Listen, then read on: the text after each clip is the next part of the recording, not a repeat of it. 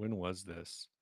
March 13th is still getting comments. The latest comment is somebody telling Ryan that if he doesn't like the music made, or if he doesn't like Opeth, it's because he um is listening to Ted Nugent. What? Uh the guy's comment is, whatever, buddy. Everybody knows you beat the meat to Stranglehold and call it the greatest feat in guitar playing ever. It's like, this is what happens when you don't like Opeth, apparently. so so that's wild to me because if anyone knows Ryan at all, he's 100% not the audience For for Ted Nugent. for Ted Nugent. No, this is purely a thing built off of, like, uh this is when you look at the insights and you Yeah. see that this video is now, um I wonder if I could pull. I probably can't. 90% of the viewers now are non-followers, which is the goal of this. But Yeah. um, It is, but at the same time it's weird. hi Ivan. I think Opeth is fine. I think in the '90s they were maybe doing something really, really wild. Um, Yeah. in the 2010s, the stuff from the 2010s is like pretty out there. I kind of feel like it's kind of interesting because I feel like they're the kind of artist that I probably would have been in at the same time I was in, like, a lot of that sort of sound in, Yeah. 'I've listened to them. They're definitely not my thing. Uh, 2005, 2006. what's up, the? It just shows me the, but it's Andrew over at the Bad That's Guitarist. weird. Yeah, Yeah, it it just just says shows the the in the chat. because that's what he's got listed as his first name in his YouTube Ah, profile. that's how it's pulling all this. Interesting. Yep, yep. Interesting. You hear It would about have been funnier if he'd been the Bad and then Guitarist was his last yeah. name. You hear about Rafael N- Devers? no. He has 10 strikeouts in 3 games. It's the most strikeouts in the first 3 games ever. Hey, Brian. Wait. As a hitter, I'm taking it. Hey, Justin. Yeah, yeah. He's has 10. I think he has 10 straight strikeouts to start the season. What? Yeah. Yep, first big leaguer with 10. He went. Oh my Oh no, it gosh. isn't. It It isn't. isn't straight. It's No, 12. He's 0 for 12 with 10 Ks. man. That almost seems impossible. It really does. It seems impossible. What's up, Brian? I know, boring baseball. We like the sports ball. That's fine. Sometimes that's what we talk about. It's opening week in Major League Baseball. We can't help it this week. It's a thing we want to talk about sometimes. But no, we will talk about gear. Now, the thing, Steve, this doesn't give me, I don't know how many people are actually watching. I have no clue. I've got 25 on my side. That's weird. Okay. There's That's not always awful. something. Yeah. You Um, know, we Ryan's been really unhappy with StreamYard has he? because it's been glitching the audio on his side. And so Oh, it's really weird because the audio that when we go into post and we look at the what's the word I'm looking for? analytics. No, no, no. When we go in the post and we pull down the combined video from StreamYard, Oh, yeah, all yeah. the audio is good. And when you pull down the individual video audio, because they upload it as 2 files and then Yep. combine it, the individual audio file for mine, Mm-hmm. clean, audio's clean, video's clean. The video is clean, but the audio is jank. Oh, really? So Um, it's not a sync thing. It actually just sounds bad.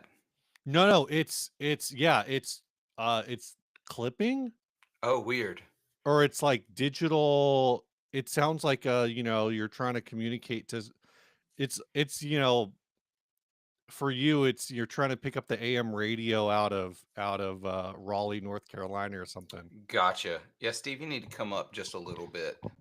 jeez. Go ahead and crank that beautiful That gain. seems like like that's got to be a Riverside setting too. Yeah, it probably is. I haven't. Because whoa, Oh yeah, hello.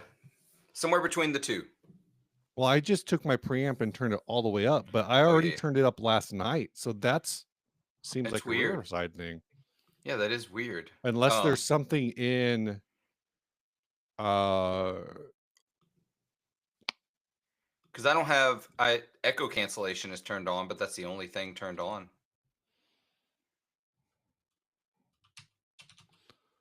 trying to see if Anyway, there's any kind of microphone settings built into Edge, but I don't see anything. yeah.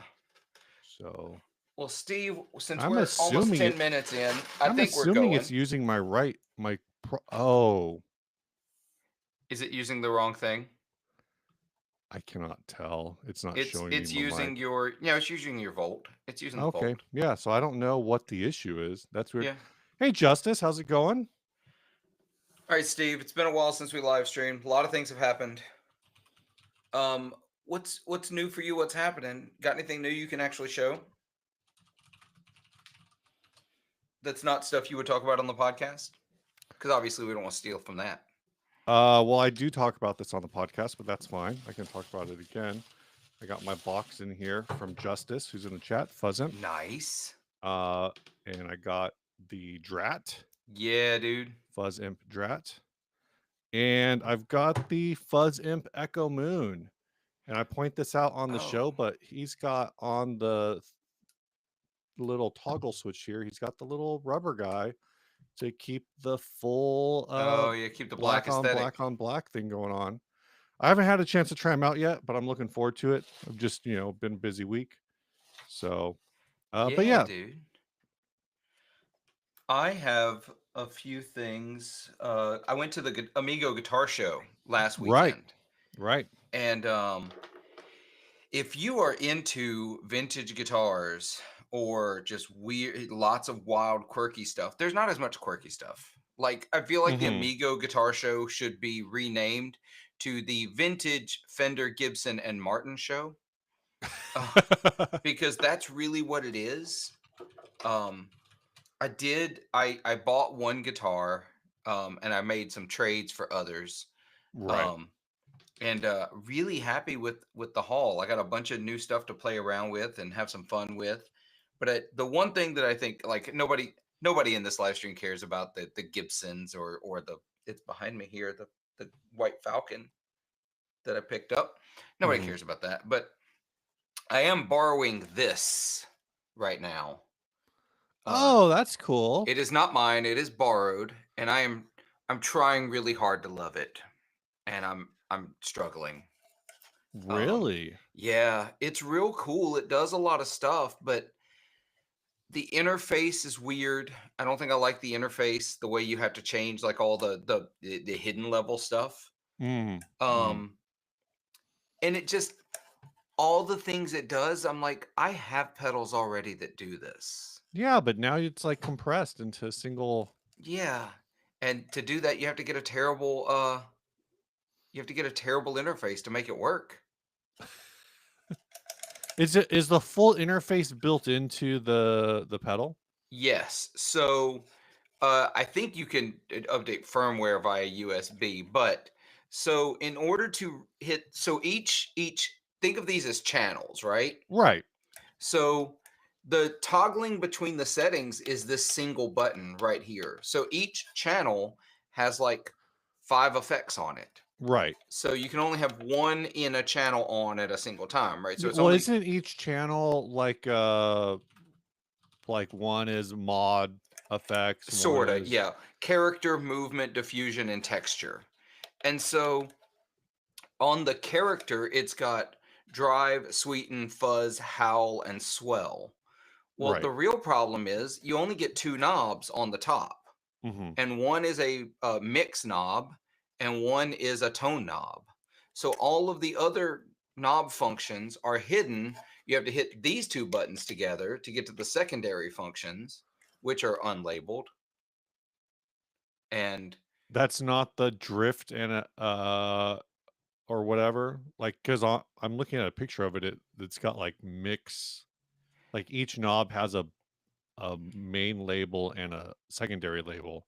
Yeah, but each of those, I don't know. See, all of those don't feel like they apply. And I've watched some videos and trying to understand it, and I just Right. I haven't loved it. Um, I haven't loved it. And all of my favorite sounds, just like Andrew says here, I would just want to use the cassette and lo-fi sounds. Okay, buy a Gen Loss. It's easier to use. Yeah, but a gen loss is the same price as this whole thing. It is, and it's easier to use.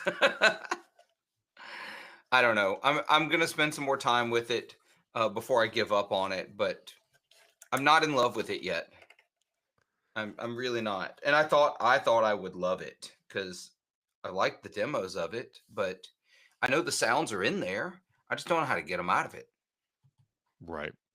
So Oh, I feel gross. I'm trying to find a link to something just so I can look at it, and I could only find the link in a Vertex video.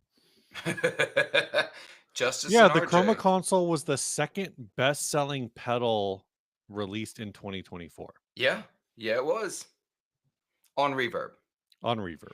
And that's probably because Hologram doesn't have dealers, and I don't think they sell direct on their website. They only sell through Real? Reverb. No, I was just looking at their website. It looked like Oh, do they they sell through sell direct. their website?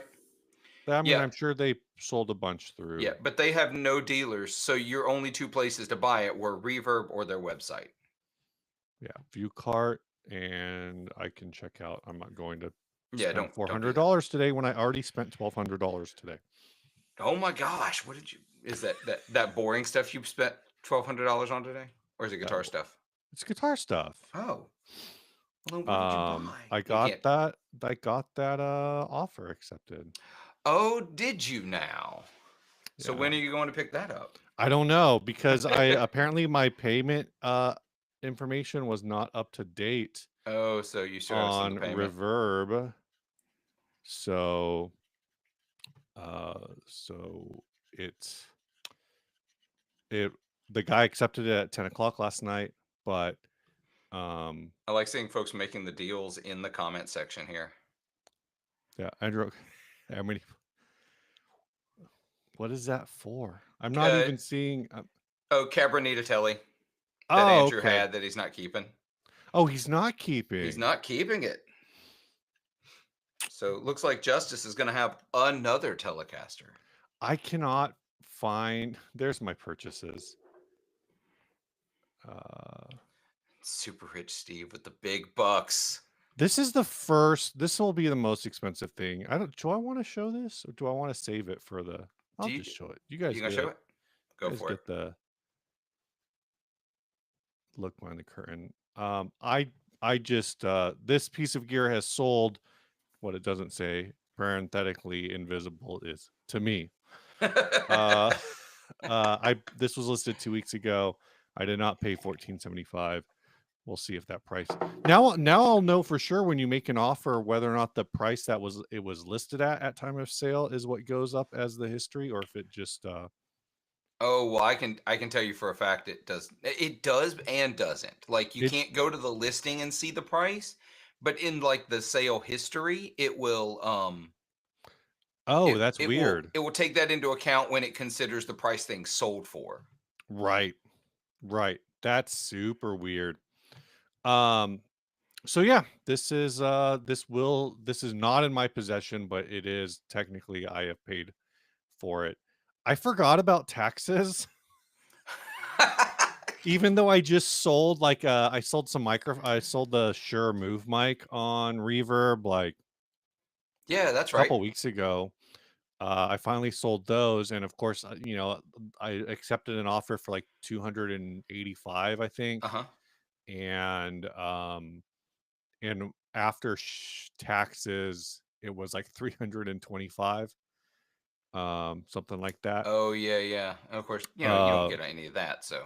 no, but I just didn't process taxes, so I was thinking like, okay, this is going to be 1100, and then I go and my offer was accepted, but there's apparently an issue with my uh Payment method. payment method, which I don't know what that was because went and logged in. It might have just been because I hadn't used it in a while.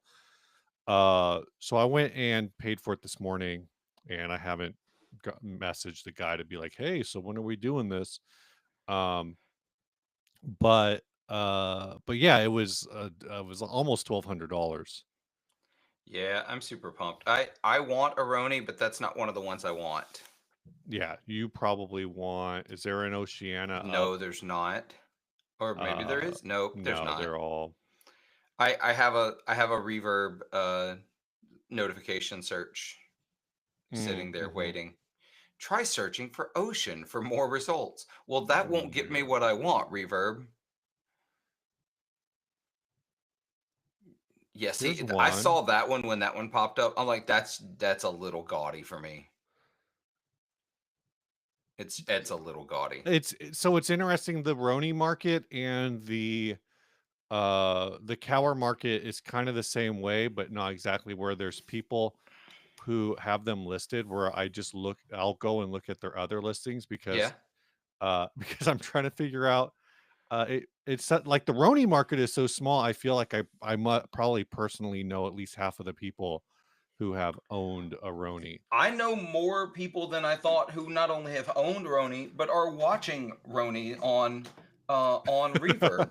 Like the Right, number of right. people I know that are constantly uh, looking at them because I was at I think I was talking to I was at I think I told you, but I was at You after the don't like guitar this show you last don't like weekend. you don't like oh, I gotta move my Oh, after the guitar show last weekend, I was hanging out with Kevin Equitz from Equitz Guitars and Jonathan Fellows from Fellows yeah, Guitars, yeah. and we got to talking about Ronies, and both of them were talking about that little stinker that was on Reverb. Oh, So really? yeah, both of them S- brought it up, so I know they're So watching them at least. I believe that one was originally, it just every time I click on this, it sends It me goes to a to a new different tab. page. Yeah, it doesn't take I'm you to gonna the stop page. sharing. Um,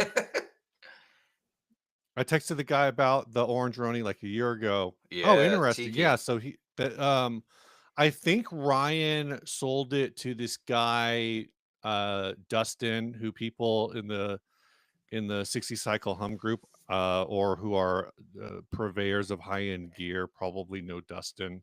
Hmm. Um, and so I think, and then Dustin was the one who sold it on Reverb back in 2019, I think, to the guy that I just bought it from. Gotcha.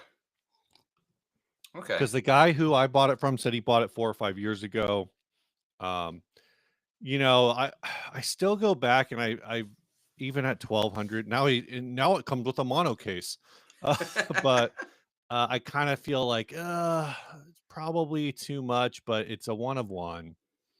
Yeah. So it's kind of tough to go. Okay, so this was happening last night.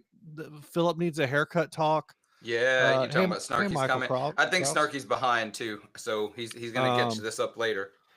but well, he was anyway. Uh, Well, he was still talking baseball when we had moved on like 10 minutes I mean, later. a lot of people Yeah. were talking baseball for a while.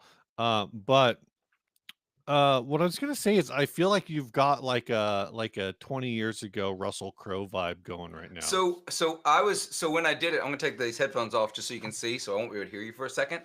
But Now I can say so all the things I've always wanted to say about Philip because he can't hear me. I told uh I told Kelly this morning that I feel like I've got like a early 2000s WWE wrestler look Oh yeah, going on. Yeah. yeah. Like So was it Kevin, like a Kevin Nash? yeah, yeah, like Kevin Nash or like a bunch of them had like the wet long hair look. But of course, I Yeah. just took a shower this morning, so Or it's no, wet. yeah, is it Kevin Nash? I'm thinking Diesel era Kevin Nash. Yeah. I For someone who has not watched wrestling in like 20 years, I still feel like I know too much about wrestling. Same. I haven't watched. I don't. I like John Cena was still the new guy on the block when I like stopped watching. Oh, John Cena wasn't, I don't even think it was wrestling when I Uh, stopped watching Apparently, wrestling. he just went heel turn for the first Yeah. time. I think And it's for the first time. I actually saw a thing about it where they were talking about how he did his first intro as heel, Uh huh.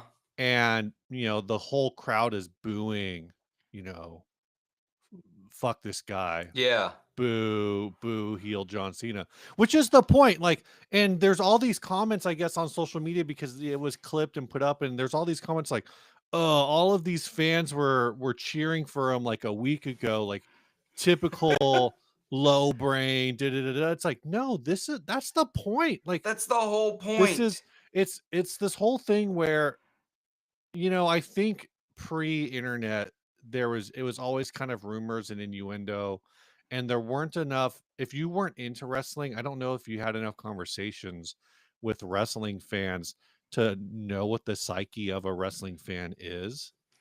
Yeah, I don't Um, know. but I feel like now, like, everybody understands that it's a soap opera. Yeah, everyone knows. It is look, some of the things they pull off are truly athletic and they take Oh, great, 100%. what but at the end of the day, it's a testosterone fueled soap opera. Yeah. Yeah. Yeah, we getting I'm only got 23 on my end Yeah, I know. views. Yeah. Welcome Road Rash 6565, Yeah. What's up, Georgia y'all? fan apparently. Yeah, Um I think us not being able to not posting it like an hour before we started, it's going to take a yeah. little while for people to join us if they get to join us. And that's fine. We're still working out new software, figuring it out. There's parts I'm already missing from the previous software. Oh, what's that? Just like the count and the way the chat worked, and there's just a few things that are Mm-hmm. clunky, but it is what it is. Oh, anyway, so does anybody have any questions? Anything going on that is new in your guitar life, in your not guitar life, in whatever you got going on? What's Hi, up, Brian. Brian? Um, yeah, uh, let us know. Ask questions. Otherwise, I'm going to talk about things I picked up at the guitar show last weekend. I saw David's comment where he said, "I'm thinking of a bit later years Jim Morrison." Does he mean current Jim Morrison that's living in Syracuse, New York? Did you listen to that too? I actually saw that news before that episode of Chasing Tone. Yeah. Additionally, I think on top of the hair, David, my beard is getting longer than I normally keep it. Hmm. So, I am going full bore hippie at this point. So, we'll see where it stops. Right now, my wife is not running for the hills yet. Um, so Steve, What's what do you up? think about gold tops? Uh I go back and forth on them. Uh it's like a classic finish, but it's also so boring. Is that checked? No, it is Is that not. okay? The way the camera was catching it, it was kind of It's catching the reflection of the screen. ah Um, yeah, no checks. It's got a couple of dings here and there. It's not mint or anything. It's a 2011, so it's a 14-year-old Did guitar. you just get that? You did. I bought this That's from from the Amigo, right? yeah, I bought this from Zach at Mythos actually. So Are they the original pickups or have they been swapped? they have been swapped because of course they have. These are throwback RS 55s.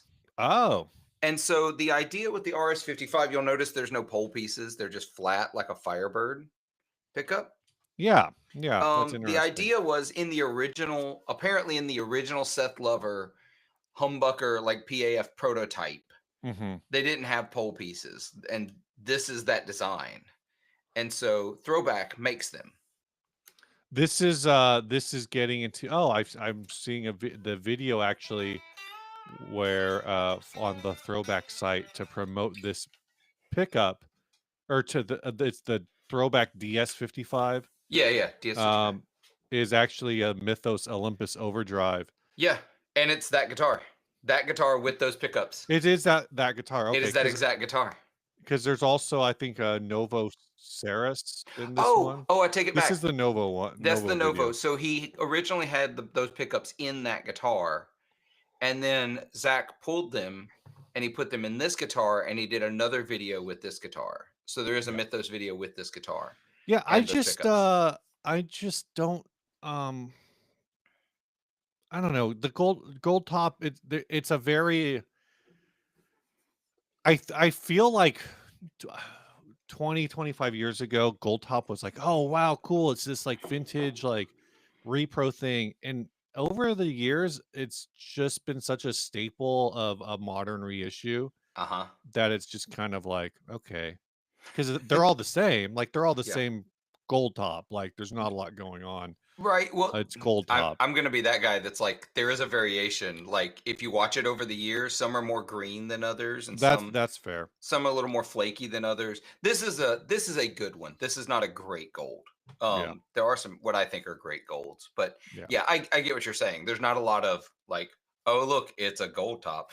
The one thing that's unique about this one, it is an R4 with humbuckers. So an Mm. uh Oh, 50, right. Yeah, yeah, 54 reissue with the rat tail should normally have P90s, yeah. but this is a Gibson mod shop, so it has humbucker routes from factory. Gotcha, gotcha. So, um, Welcome, Amanda. Amanda is yeah, Amanda's calling in from the literal Great White North. They're getting freezing rain in Canada. and she has no They have power. an ice storm.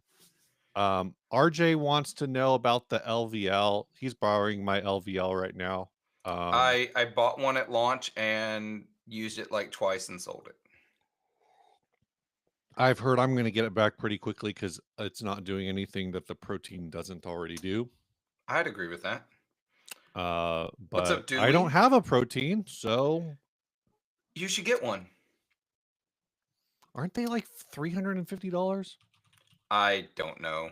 Um, Apparently there's an update to the protein too that's coming out. I saw a video that Brown Amps did. Hello, Basil. Michael Gold for the tone, absolutely. Um, Let's see, brown protein, $340. I'm seeing some used ones for. There's one at Guitar Center for 250, yeah, see, that's about the right price. but otherwise it looks like it's $340 new. 250 is the right price for a dual overdrive. That's a good price. Used. Okay, David has a question. Yeah.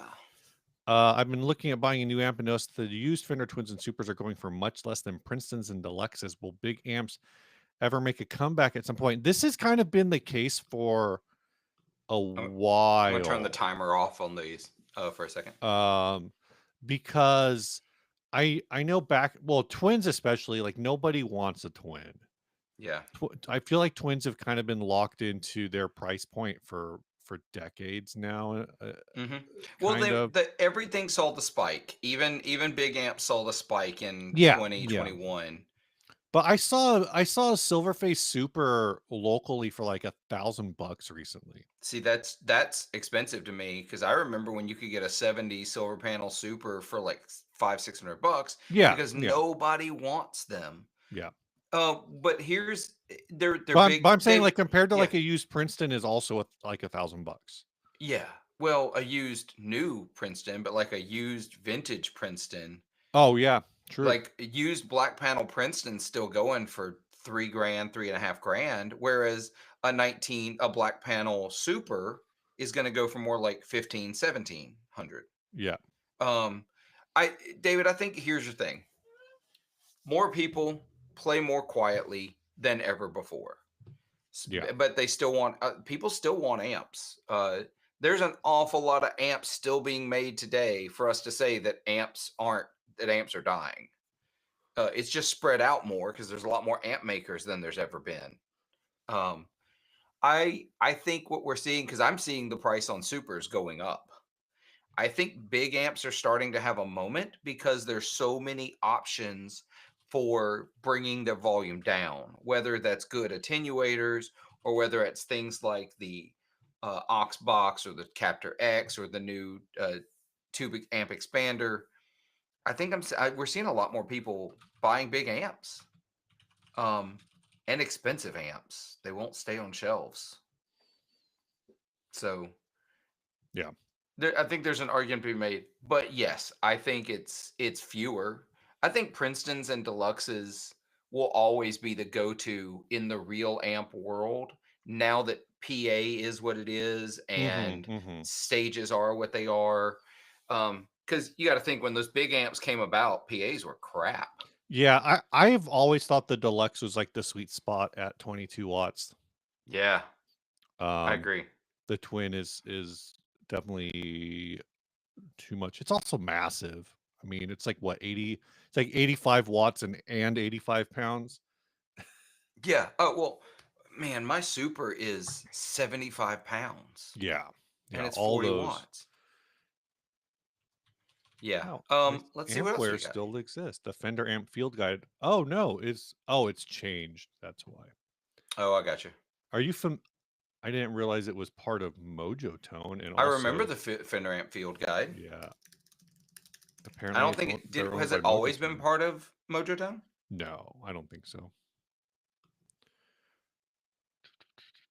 The Black Panel Twin Reverb, 1963 to 1967. Uh,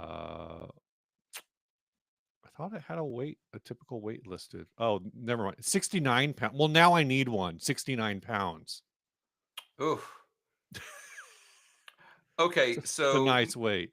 yeah, the Fender Amp Field Guide used to be owned and managed by Ampwares, Yeah. and Ampwares went out of business. Mojo Tone bought them.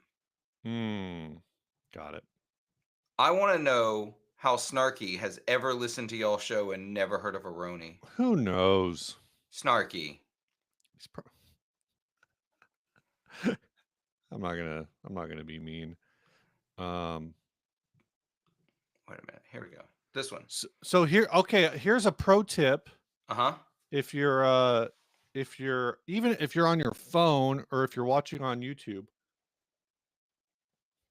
I'm going to do the most annoying share screen ever. I think Oh, this is oh the right no. window. You're sharing screen of our. Yeah, so both the mobile and the desktop work the same way effectively. If you're not sure if you're in the right place in the thing, don't drag this around. That's just don't. Well, you can like take it, go back to some place. You see this little thing here that says live. When you are caught up, that little thing that says live will be red. If you're not sure you're caught up, you grab this, you go back to a point where it turns gray, and you click on it, and it will catch you up. Look at that. Steve with Pro the tip. life tips. Yeah. Pro tip for everybody. All right, I'm That gonna stop that sharing. is the most annoying share screen ever though, because it was starting to like Funhouse Mirror. like Yeah, yeah. Hey Ian, how's it going? Um, Andrew earlier said that he has I'll sell my messed up 80s twin for $100 if someone wants to pick it up in Arizona. I think that's the one he uses on demos. oh, And I mean I would pay I think I would pay $100 for it if I lived in Arizona. same. My sister lives in Arizona. Maybe she can come by and get it. It's Um. it's it's I think it was a red knob.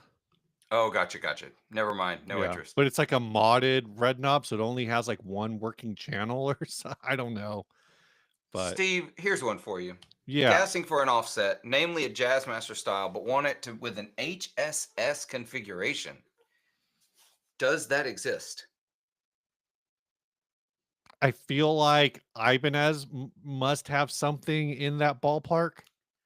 I Um, I can't think of anything that does that.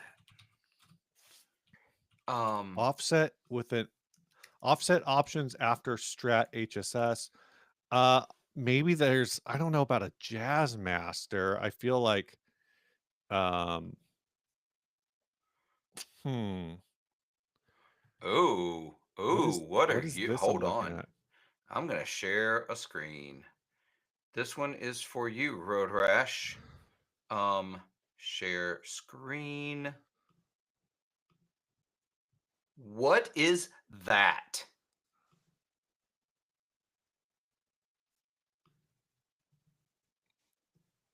What is I don't know. I have never seen this before. Bound neck.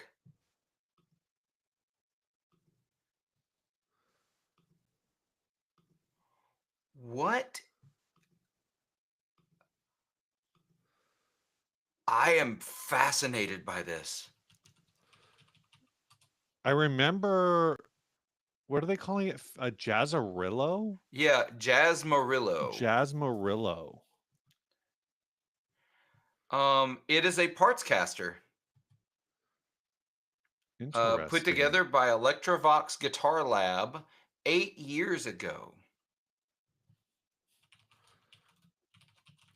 Vil Jugga says Jericho Soulmaster. That could be an option. It's kind of got that vibe going.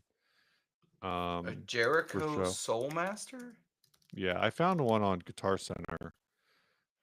Yep, there it is. They're very similar. It's kind Yeah. of it's very it doesn't have all the circuits and whatnot that maybe Yeah, you and might it want. doesn't have the right vibrato. No. Oh, in fact, it's the one I'm looking at on Guitar Center is hardtail. That one's not. Yeah, that one is. I'm gonna stop sharing though. Um, yeah, that's an interesting one. That Jazzmarillo though, I don't know. That sparked something inside me. Uh, One of the options I'm seeing people talk about is is just to take a, what is that, a bass 6 though? oh. I think that's a bass 6. But it's like to take a, like a some kind of 3 pickup already uh offset and just make one of them a hot rails. We're gonna have to go back to find questions, but from Steel is Real, this is a great suggestion. Balaguer could probably do something like that. Mhm. They're all about doing what you want. So yeah, that's VMJ, I'm sorry, I'm still trying to look for answer. VMJM is a vintage modified okay. Jazzmaster. I don't know if that fits the bill. It doesn't look like it would, because that's like a dual P90 thing. Huh.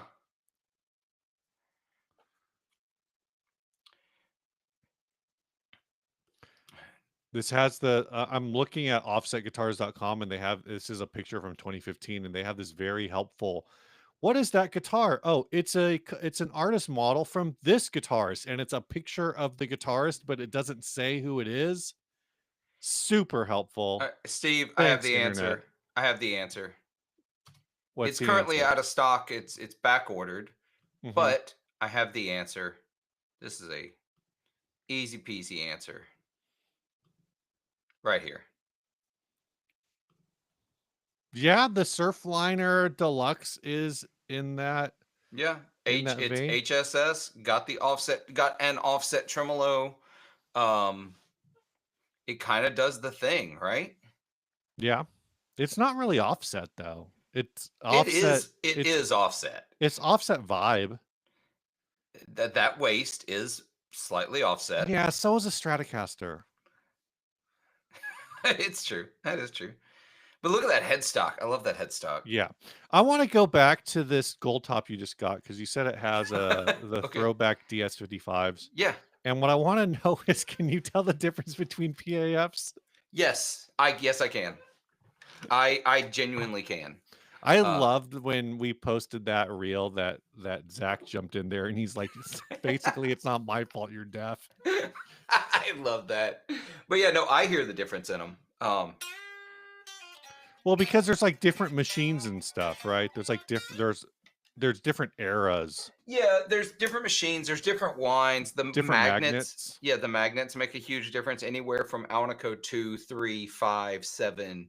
I don't know if there's a 6 and a 4, but Magnets. How the fuck do they work? I don't know. I genuinely do It's a not. miracle. But I've got several PAF style pickups in guitars around the Hmm. room here, and I hear the difference in all of them.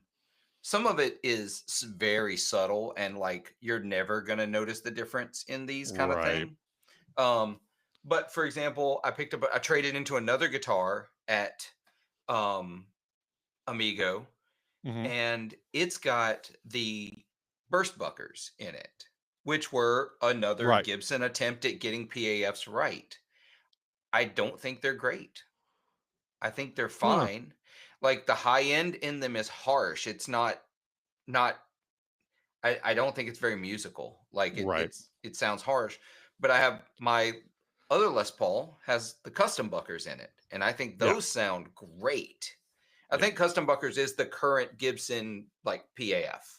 Like that's what they're putting in. Anything is supposed to have PAFs now. Mm, mhm, mhm. I think those are great.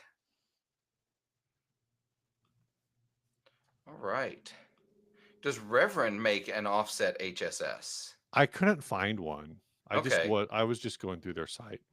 Um, Tiki, those guilds are trash. I've not played one. I just think they look cool. Ryan had one, didn't he?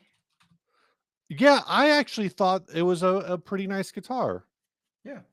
You know, I mean, I know Ryan. Whenever he gets a guitar sent to him by any company, of course they throw it into a plec, and then they Mm-hmm. send it over to the folks at PRS to do fit and finish. It doesn't matter who the brand is: Fender, Squire, Ertz, Fesley. They're all sending their guitars to PRS for fit and finish. Interesting. Um, yeah, of course, because that's the premium YouTuber treatment. Yeah, that's what You PRS know, does, I guess.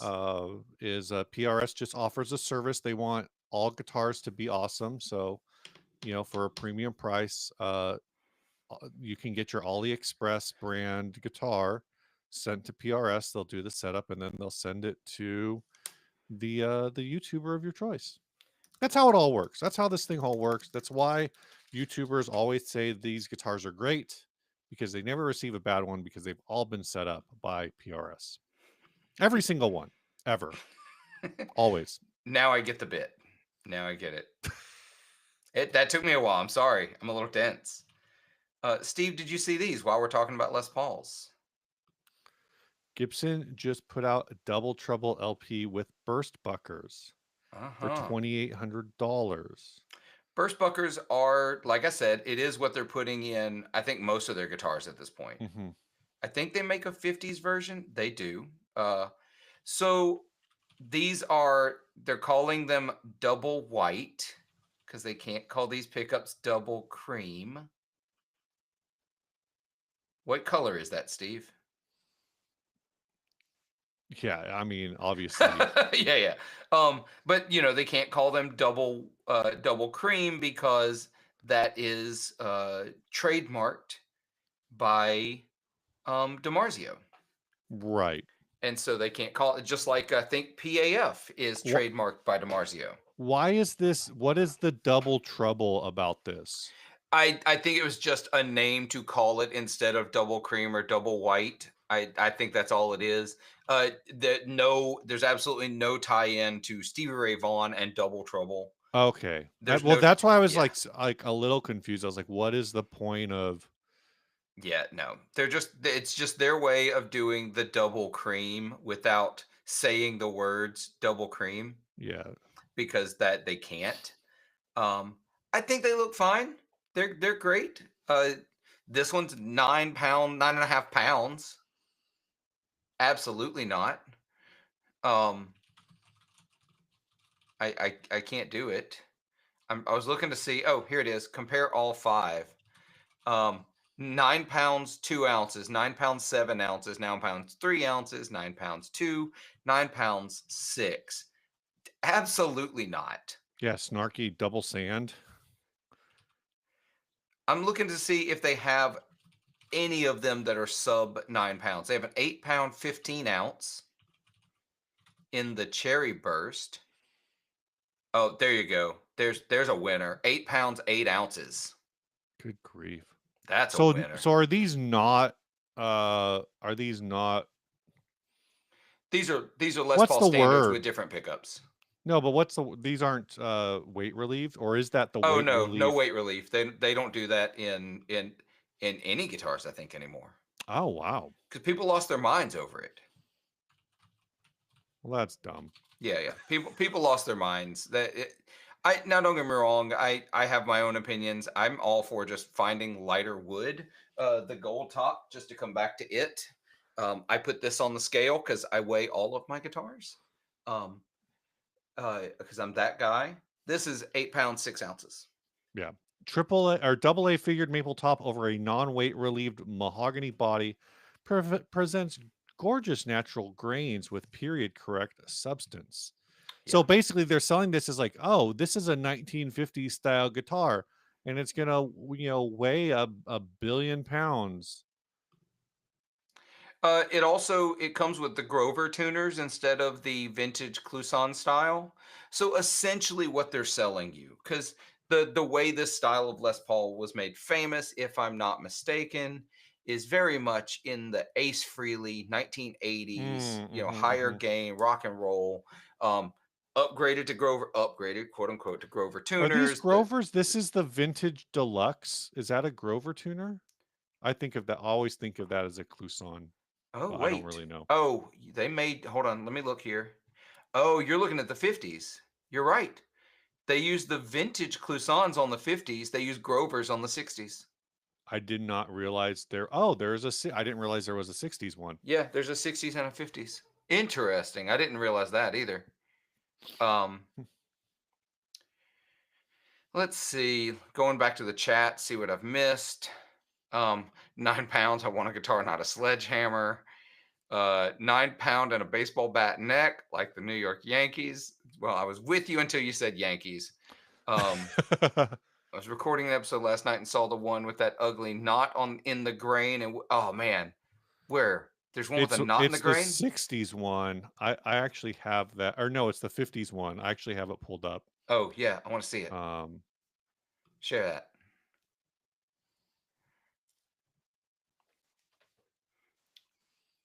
Oh, that's I not a assume this knot. is what he's talking about, That's spalting. That's not a knot. unless is there a different one? I think that's got to be it. The '60s one, they don't show the multiple, at least They don't because double they don't have true any. 60. They're back ordered on the Oh, okay. 60s dark burst, the tobacco burst. Yeah, so I assume that this big old spalting spot is what Andrew's talking about. Yeah. Oh, have you seen the new bat thing? The torpedo bat? No. That's what he's talking about. Um, they call it the torpedo bat. So basically, there's a whole thing that they claim that so I think two of the players, is it Jazz Jr. Uh huh. and Anthony Volpe are using what they call torpedo bats. And what it is they've basically taken the last 2 inches off of the barrel and tapered it down. So Okay. so back in the like 90s, I think, Oh. was when they started doing what they call pro cup on a lot of wooden bats where they hollowed out the end of the bat to weight relieve. And what Yeah. they're doing with these ones is they're like, look, you don't want to hit the ball off the end of the bat anyway. So we're just going to really emphasize where the sweet spot is and we're going to taper down like the last 2 inches.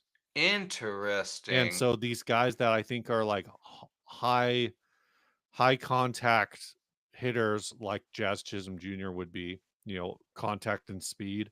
Yeah. Uh, they're trying to make the bat where it's more obvious where this like I got you. obvious to contact, I guess. I mean, and by the rule, as here, bat shall be a smooth round stick, not more than 2.61 inches in diameter at the thickest part, not more than 42 inches in length. Yeah, yeah. It's in the rules. Anyway, Tiki calls that spalting a birthmark. That's that is very fair, that's actually. very fair. Yeah.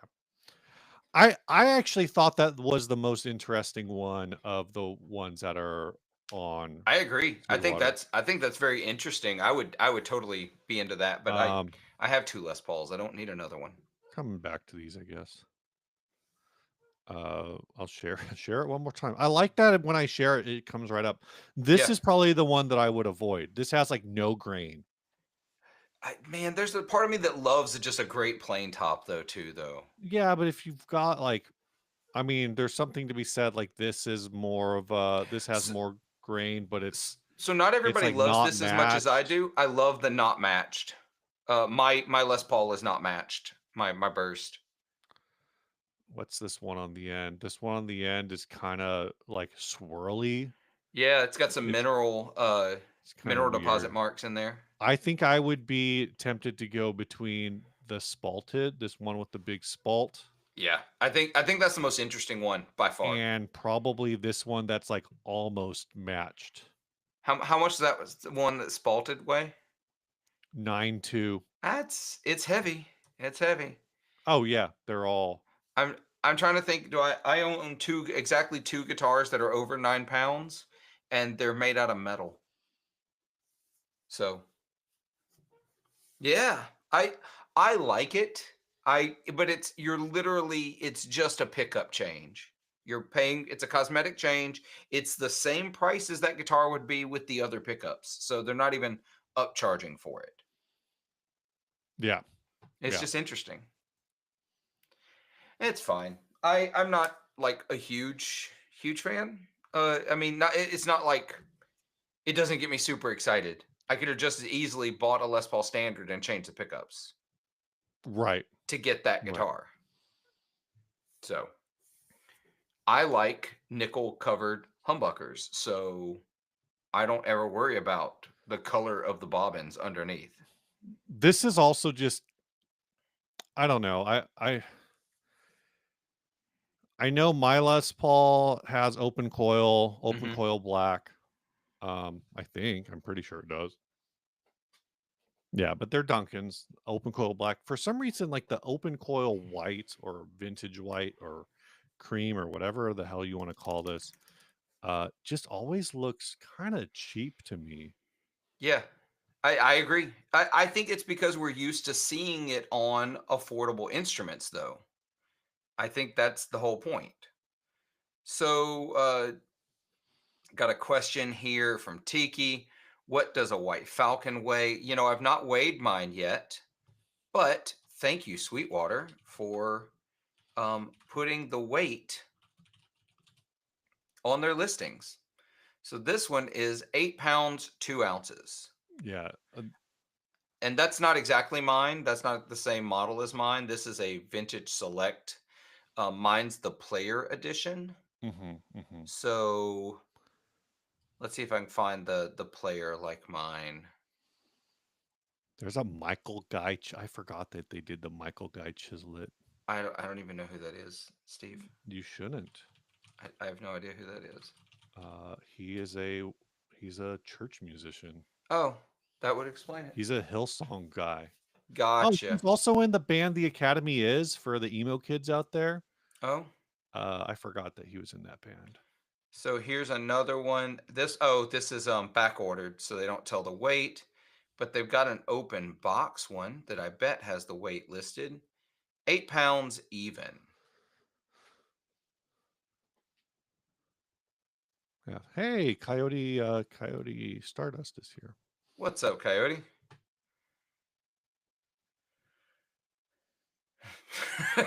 Mark DeBrune. What ungodly hour is this? 10 a.m. Throwback to our very late night stream last night where he was like, "What is going on?" Yeah, last night it would have been like 4 a.m. for him. I Yeah. don't know why he was. Or no, what time is it? 10? 9? 9? So yeah, like 5 a.m. Like I don't know why Mark, why you were up at 5 a.m., Yeah, 6 no a.m., but idea. Tennessee Rose player Gretsch. That's a great guitar. Um, I love the big bodied. I like the big Gretsch guitars. They're just cool. It is massive though. mm-hmm, I mm-hmm. had not played a White Falcon. Let me stop sharing. I'd not played a White Falcon in a long time. Um, Right. but I've been playing, 335s, and I had my ES 125, and I'm like, I'm used to big guitars. No, no, no, no. It is a different level of huge. It's bigger than a Mm-hmm, 335 mm-hmm. in every dimension. Um, it's a lot. And now I know why the person who traded, I traded my Penguin for it. And now I know why they traded because it was a husband wife a CCM songwriting duo, and they have artists and like they're an artist and they do their own stuff. And she was playing it mostly, and they liked the Filtertron sound, but it was just way too big, just Right. way too big a guitar. Um, so I like it a whole lot. I'm gonna spend a whole lot of time playing it. I've got a demo that's gonna be coming out for a new pedal next week that I'm gonna use it on. So that'll be a lot of fun. Is it a new pedal that like no one knows about? New pedal? Yeah. Oh, There's a new pedal that was interesting. at NAM, so you could have played it at NAM if you were there. Oh, I know what it is. You know Oh, we what it talked is. about it last Yeah, night. We we talked talked about about it this last last night. night. Yeah. So I'm Yeah. doing that one. I think Ryan's Um, doing that one too. yeah, the White Falcon headstock is as big as the body of a Mustang. It is. It really is. It's almost big enough to be a mini guitar at the end of the guitar. Um, They should do that. It's like a yeah, absolutely. harp guitar. Just a little harpette at the end of it. Just reach up there and It's funny. So strum we it. got Elk Bomb here asking, "Do you want a 339?" So that is another guitar that I traded into at the guitar show. 339. They're Gibson? tiny. They're tiny. That's the Gibson. Yeah, that's a Gibson Of course it 339. is. It's you. I Um, traded. I traded that vintage ES 125 that I had right. for this and some cash. So, Gotcha. um, The 339 is super cool. I'm real mixed on the tiny bodiness of it. Um, I am too, because like this is the comparison, right? yeah. Yeah. I mean, they're Is that very. the same as was it the Midtown Les Paul I'm thinking of? No, I had a Midtown that I took in a trade a long time ago. A Midtown is somewhere between the 339 and the 335 in Oh, size, okay. but it's a flat top Ah, and it okay. is not good. I Really? did not like it. I did not like it at all. I'm trying to semi-hollow and flat top. Well, there are other guitars that do that. The Yeah, Grez they're all Mendocino does that. the t- Oh, really? I didn't Yeah, the know that. Grez Mendocino is a flat top semi hollow, I was gonna but say it's they're, a better guitar in every single way. I was just gonna say they're all Telecasters. So I'll put this down here somewhere. There we go. But yeah, the Grez Mendocino is semi hollow flat top. Yeah. Yeah, and Um, do you have that Grez? You have a different Grez. yeah, I do have a Mendocino. I have Mendocino. a baritone Mendocino. Got it. So Tiki, great point here. The Player Series, some of the things that they do on the Player Series Gretches that I think are great quality of life. The locking tuners, which I'm just kind of okay, hey, that's fine. But they use Gretsch pickups. I thought, are they not TV Jones? Maybe they aren't. Um, yeah, those are Gretsch pickups. They use Gretsch pickups, and the Bigsby is string through instead of the little pegs you have to hook the ball end Mm. on. Mm-hmm. Mm-hmm. Um, It was yeah, a nightmare. yeah, absolute nightmare normal way. I've gotten used to it. It's still a little frustrating sometimes, but I understand people who don't do it all the time would absolutely hate it. Well, don't you Um, just have to like pre-bend Yeah, so I from what I remember? pre-bend. I pre-bend. Now the hard part is not the pre-bend. Pre-bend is fine. The where people tend to have the issues is keeping the tension on the string while they're stringing up the post. Because if you let the tension off, it's gonna fall off. Right. So I just use a capo. I knew a guy back in the day who had I don't remember what model it was. Is RJ still here? RJ, Probably. you still here? Maybe RJ would know. It's not the I don't think it was a Vintera, but it was it was a Telecaster with a Bigsby. It's the uh it might have just been maybe it was the Classic series. Did the Classic series have a Bigsby on it? One of them. I don't know. But anyway, it was this guy that I knew who bought one of these purely for the looks, and he like could not, like, he struggled to change the strings on it, and he just liked the fact that the vibe of the Bigsby. I don't even think he used it.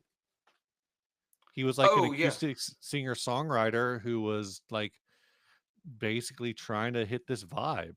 We well, you know, it the the Julian Lage Collings guitar has a Bigsby on it, and it is Mm-hmm. affectionately referred to the least used Bigsby in all of guitardom because he I've does never not heard use that. it. It's just there. Yeah. Yeah. For what it's worth, the Bigsby's have a sound. They sound different than a regular bridge. Oh, Um, really? yeah, I yeah, mean, that makes sense. yeah. It makes sense. There's a lot of that extra string length behind the bridge. They change the way things feel. Yeah. I like the way they sound in general, but I also like using them. I have how many guitars with Bigsby's do I have? One, two, three. I think it's three now. Four. I have four guitars with Bigsby's. Yeah. I think it was the classic series 60s Telecaster from like, I don't know what era that would have been. Um, that one's a Japanese one from 2015, but this would have been in like the late 2000s, like 2008, I'm thinking. Um, but yeah, I only change strings on my Jaguar once a year because of the Bigsby. That guitar also weighs almost 12 pounds. You have a Jaguar that weighs 12 pounds? That doesn't make any sense. Is it made that out of that's brass? yeah, I was gonna say that sounds illegal. Right.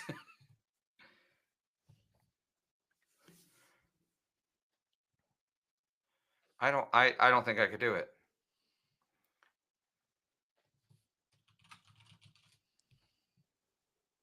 I'm with Tiki. I like the wiggle. I've seen these. I've also seen the conversion plates you can put on to like Jazz Masters and Mustangs and Jaguars to make them stop tail.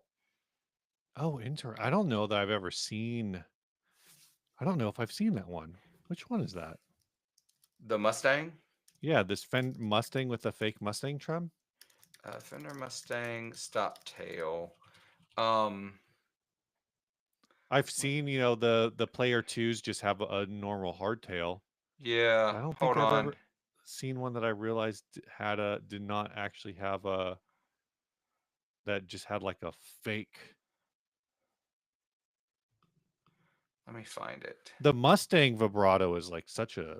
I mean, I know Pusheen's done some videos on how to set them up, but they are not. Um, Here you go. they are not natively. Fender Dynamic Stop Tail Assembly. That fits in the standard let me drop the comment here for a second out of the way. So is Um there nothing underneath it? It's it just nope, actually a hardtail. it is actually hard-tailed, That's so but it odd. says vibrato even though it does not vibrato. Hardtail version. Oh, this is on the Ben Gibbard Mustang. Interesting. I did not know that. Yeah. I had never looked it up. I knew I had remembered it existing, but I've never looked for one. Agreed, Elk Bomb. A Mustang with fake trims is a no-go for me too. What's actually funny about that is the fact that it was a full Mustang was one of the things about the Ben Gibbard Mustang where it's kind of like, I don't know. And they call it a six saddle vintage style Mustang tremolo. That I don't see any mention on the Ben Gibbard side about it being a hardtail, but I'm reading very. Oh, there we Yeah. go. What appears to be a vintage style Mustang bridge is actually an innovative modified hardtail setup, providing rock solid stability, intonation, sustain. Oh, it's sold out, so I can't get one. Okay, you can't get one. Good, because I I don't don't have any I don't money have a left. guitar to put it on, so that's a Yeah, whole thing too. $850 for a Ben Gibbard Mustang on Reverb. Oh, gotcha. So, Now I'm getting the thing in the chat that you were talking about earlier, where yet last night it seemed like it was see, auto mine's scrolling, mine's but auto scrolling now. Um, so Andrew, I'm going to come back to your comment about the FM9. Not, I didn't want that one. Hold on, this one. Noise Bloom pickup question. Want to do a parts caster with Gretsch style pickups, aiming for classic Gretsch 6120 sound, classic TV Jones classics, or something else. TV Jones are the sound, but they are expensive. Yeah.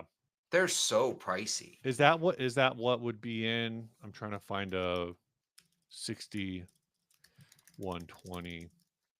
I'm only finding the first one that came up for me is the Chet Atkins, which has TV Jones classics. Yeah. Are they really that expensive? Yeah, so if you want the TV Jones version, let me see.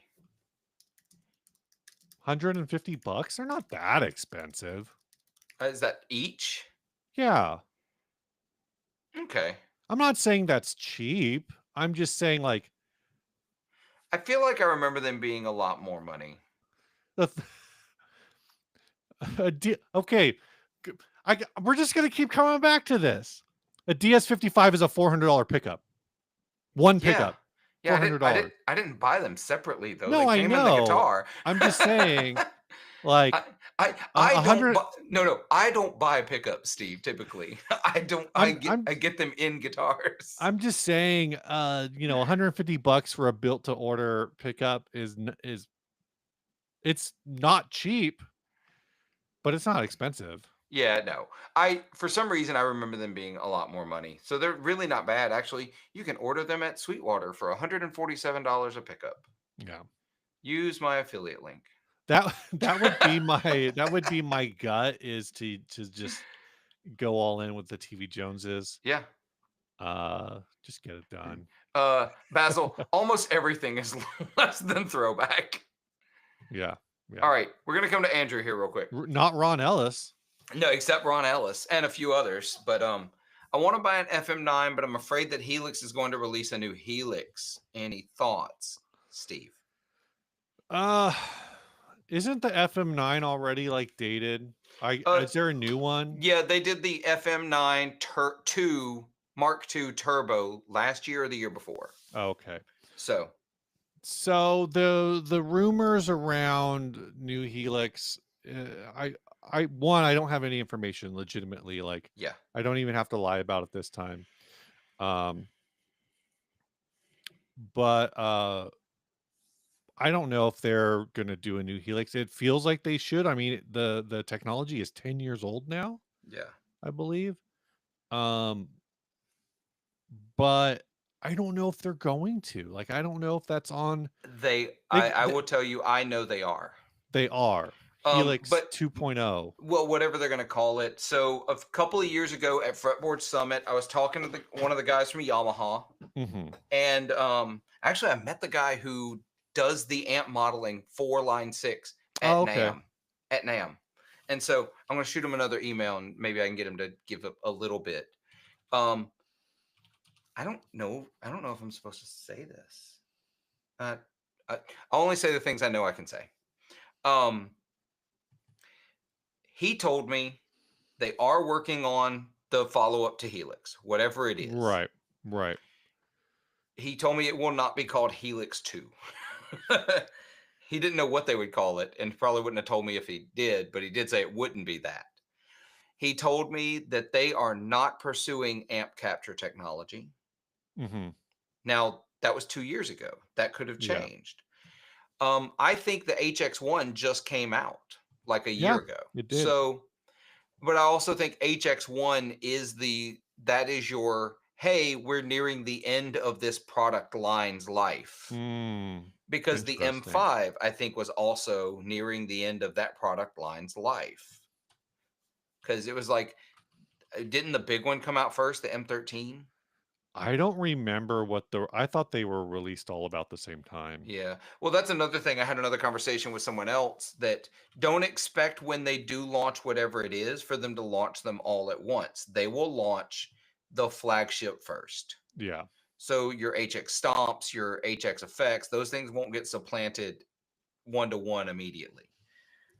Two, I don't think the comparison between the FM9 and the Helix is warranted. The M5 was released 2 years after the M13.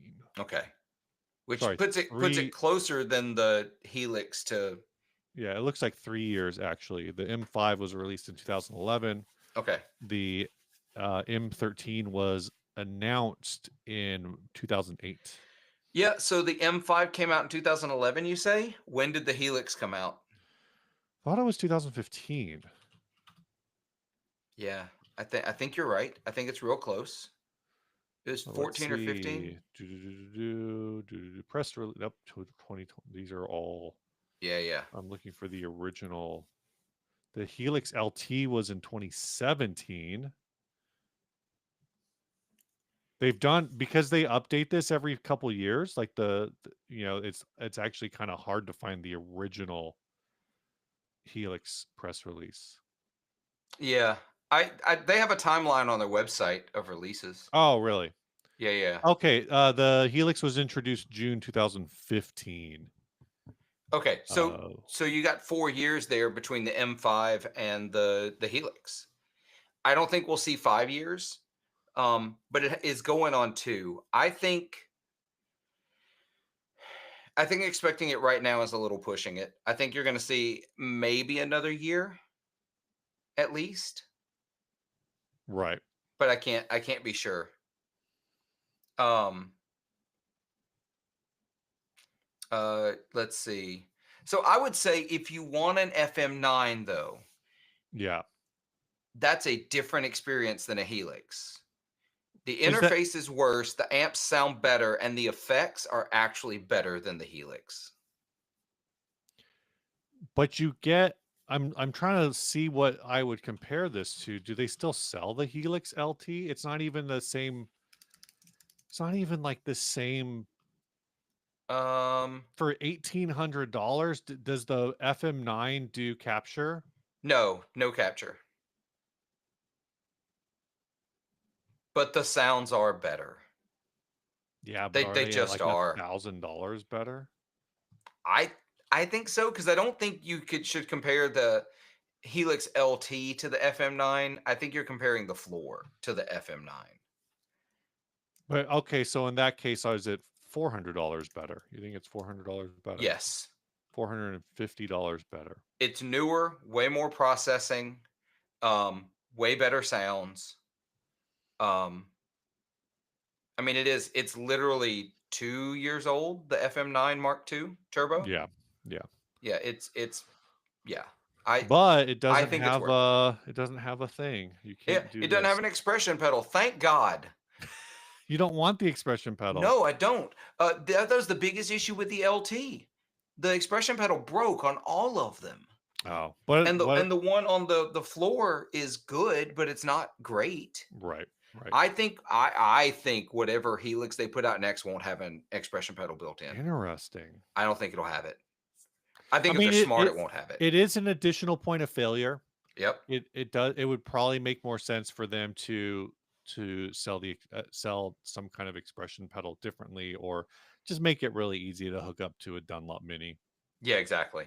FM9 isn't that user friendly. You're right. It's not. Um, it's really not super user friendly, but the sound is killer. I heard one live last year for the first time, and after that, I was completely and totally sold on them.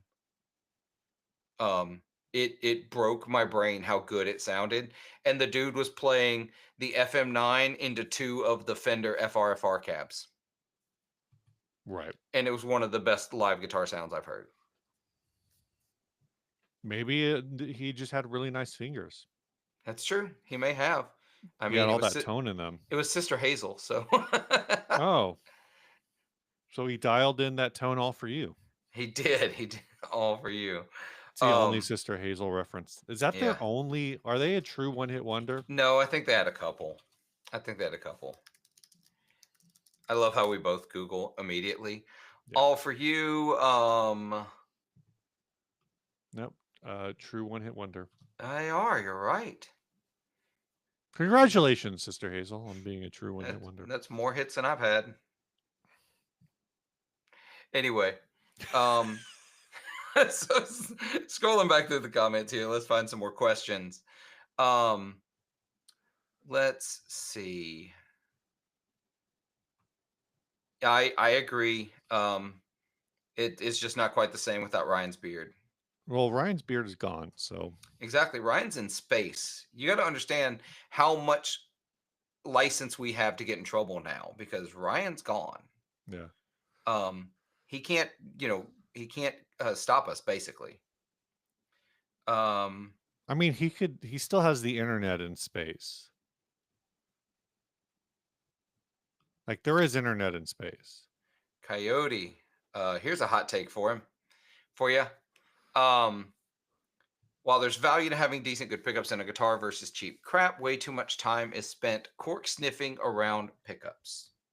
I think that's true. I mean, you know, back in the day, this stuff is all very. It feels very cyclical, Yeah, in some ways, where um, a thoughtful pickup choice is always going to be better just buying the most than expensive thing on the shelf. than just buying a thing, Yeah, right? So, and I always think back to I don't know what the state is now, but I always think back to the real heyday, I think, of Strat um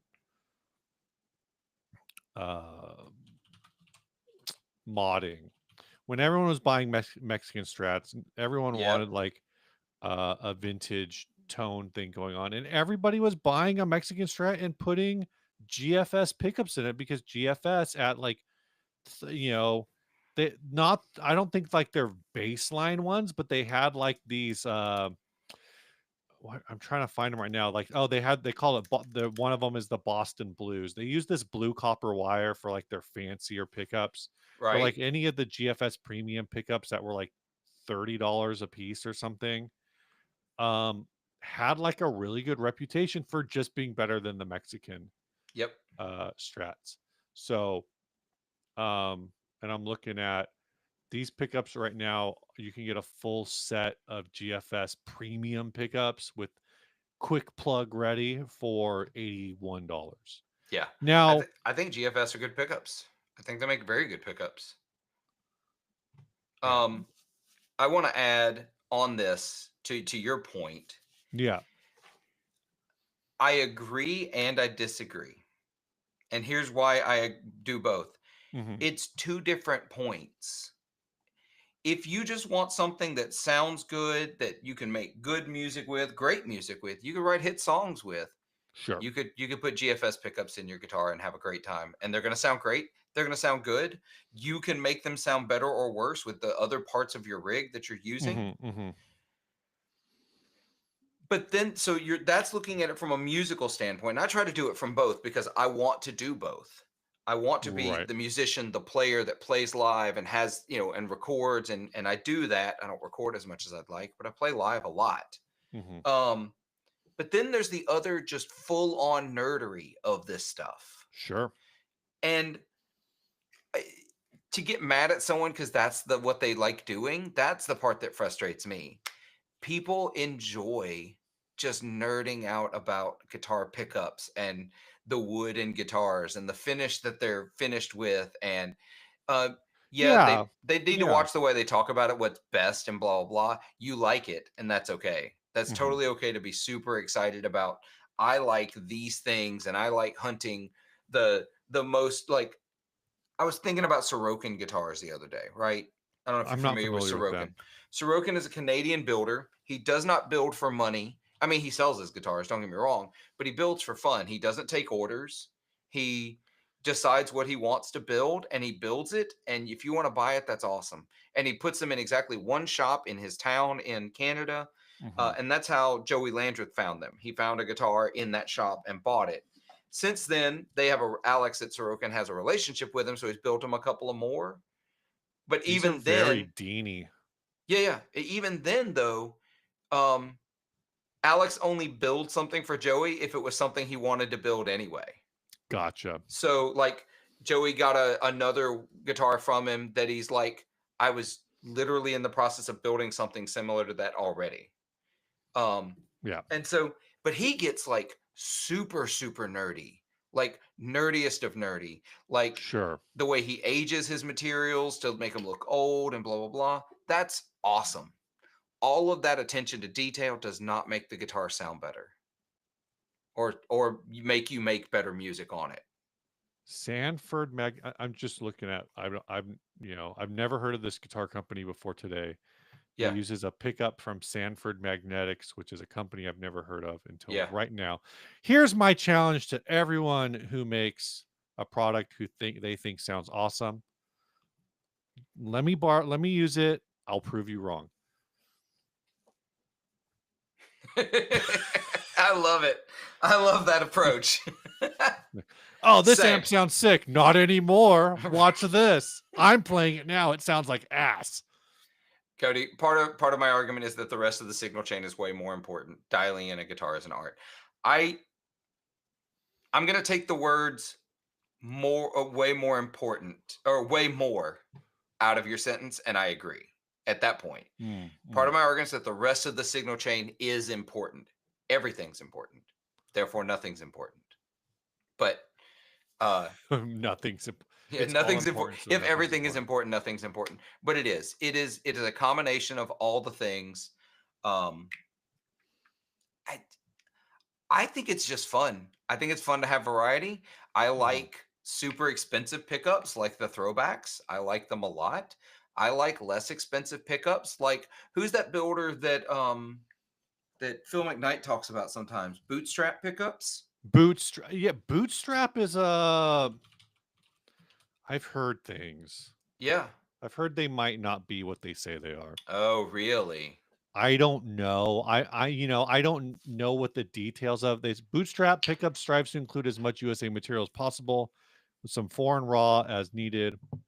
Our single coil pickups are cut, pressed, glued, wound, charged, soldered, potted, tested, packaged, and shipped in the United States. So that's basically seems like as American as you can Right. As is be possible. without going the full throwback route where you're like calling up, you know, hey, guy with a plastic shop in a random street corner. And I've listened to the throwback episode of that Phil interviewed the Yeah. dude from Throwback.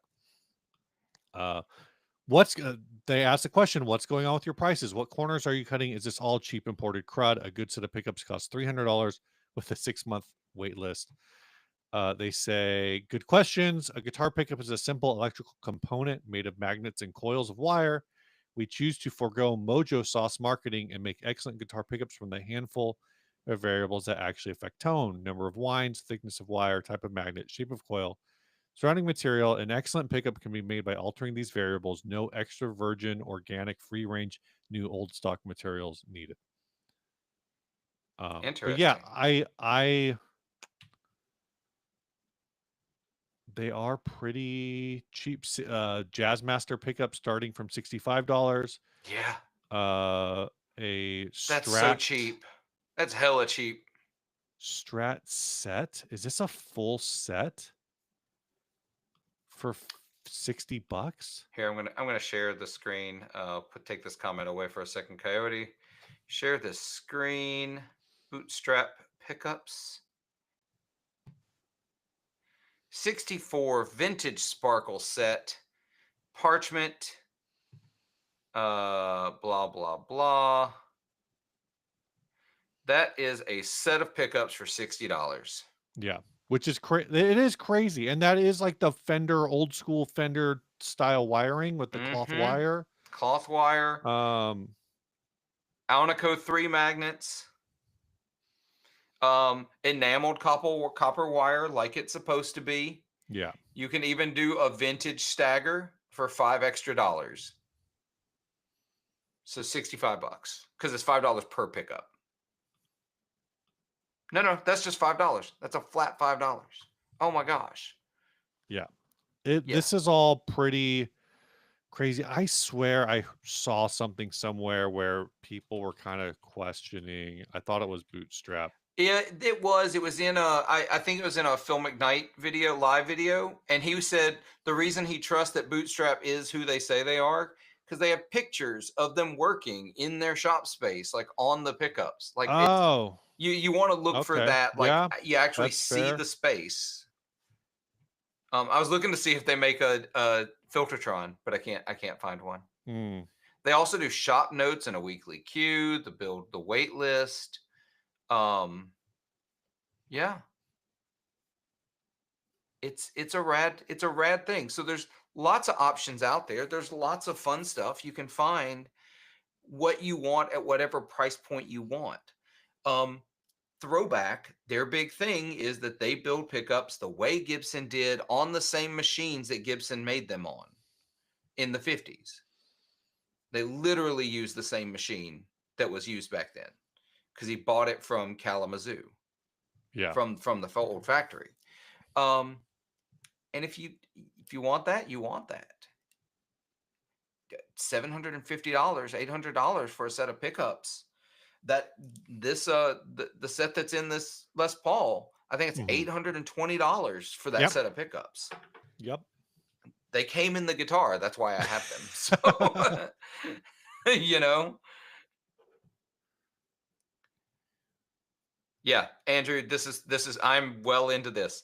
I had my doubts, but if Phil McKnight says they're legit, I believe it. I trust Phil. Um, Yeah, I see a lot of people. I'm looking 3 years ago, people talking about Bootstrap on Reddit, very, very optimistic or very yeah, positively about them. yeah.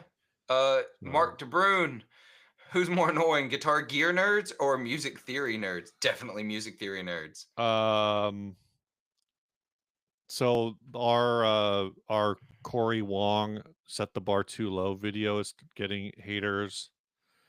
A lot of people want to be advanced guitarists, I guess. I guess so. I went to music school. I have a degree in music, and I'll tell you, music theory nerds are the most annoying. They are absolutely the most annoying by a long shot. Yeah. Guitar gear nerds, they just want to talk about wires and copper Right. and magnets and wood and finishes. Music theory nerds want to use words that are longer than anything you'll find on the back of a shampoo bottle. Um, so yeah, it's definitely music theory nerds. I did want to hit um this Yeah, I'm comment scrolling back through. actually. Which you can you do it? Uh I don't know if you can do it. it's I can't. Cyclops hot take, 100 plus $100 plus guitar cables sound the same as $10 ones. Um I don't necessarily disagree. Um I'm trying to find the comment. it's right before Mark's about the guitar gear nerds. Oh, is it? Okay, Yep. I'll find it that way. Oh, there it is. I see it now. Um, I I don't disagree. I do You disagree. disagree. I do disagree.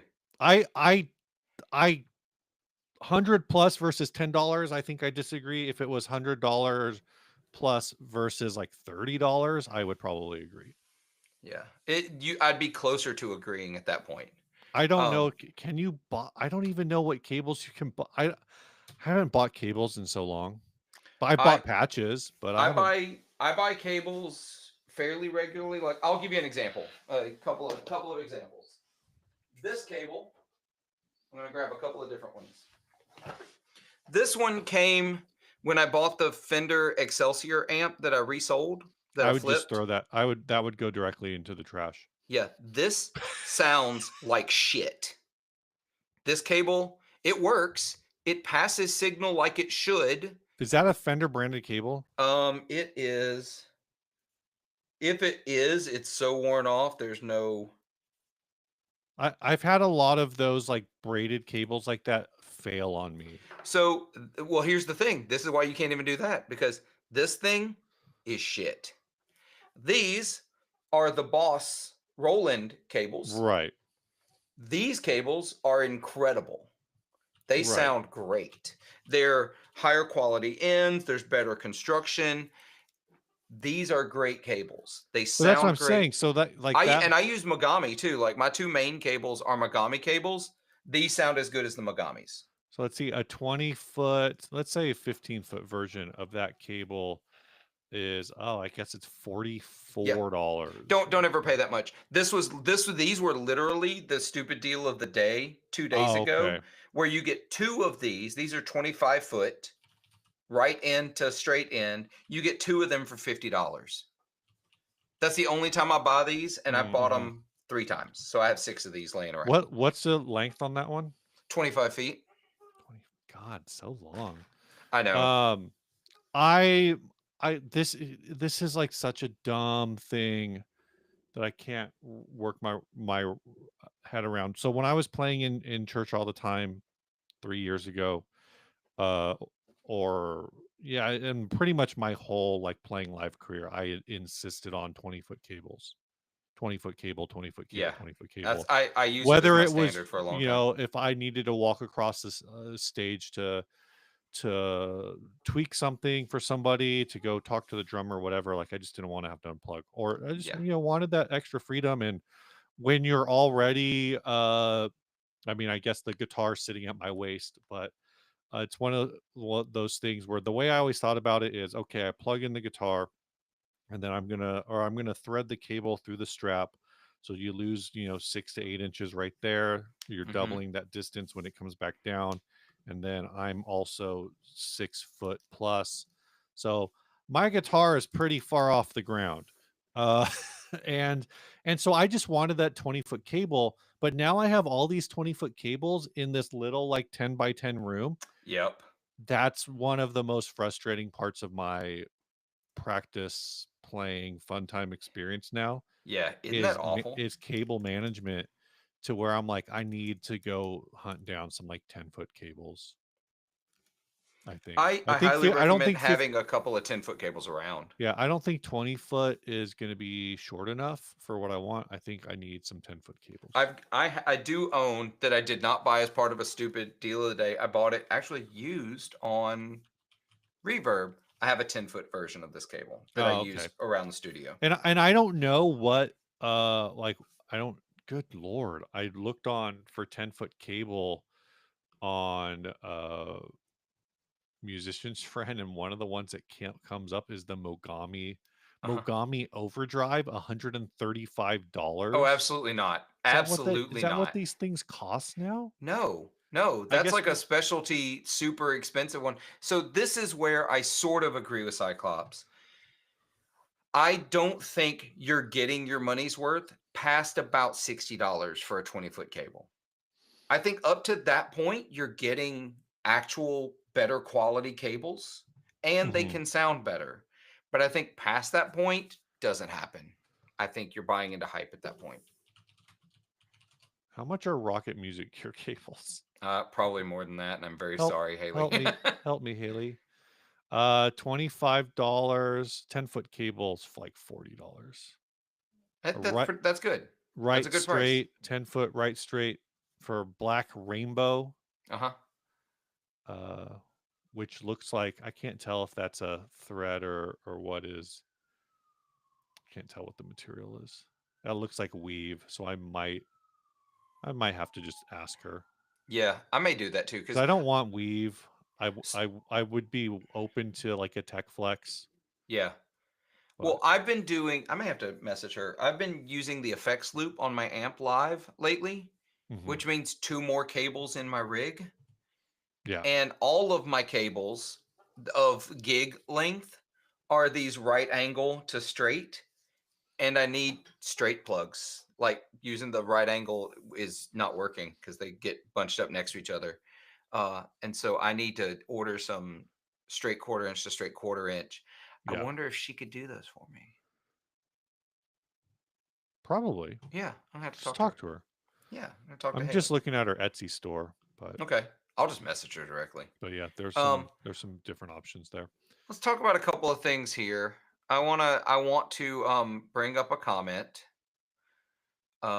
Where did it go? It was about theory, back when we were talking about annoying theory people. Um, oh, someone mentioned the Ernie Ball Flex 10 footers. Those are good cables. I think they're basically the same as these Boss cables. Um, And they come in bright colors. they do come in bright colors. I if Cries in Amazon Basic cables. Ernie Yeah, Ball those Flex are not good cable. cables. They aren't. I'm very sorry. I hate to tell you that. Oh, here it is. Andrew. Diehard Tool fans are the final boss of music theory nerds. Oh No, God. no, they're not. They're not even the midway boss. You they're I would say I feel like they're the boss that you think is the boss before they're you unlock the entire second half of the game. yeah, they're the boss at the end of the tutorial level. Oh, hey, Because Mark. you don't know nerdy music theory talk until you talk to the people out here analyzing Eric Whitacre pieces, and or the people who are analyzing like 1970s serial jazz. Like, I mean, the unlistenable shit. Like Right. the stuff nobody actually likes, but people pretend they do, and they analyze that. Those are the music theory final bosses. Tool fans are the mini boss that you hit in every level that, you know, when you are when you're early in the game, when you have like shit weapons, like they're very annoying and difficult to get past, and by the time you get to, you know, your character to level 10 or whatever, Uh now you're just like, ah, these guys again, like huh. whatever. Yep, it really is. Um,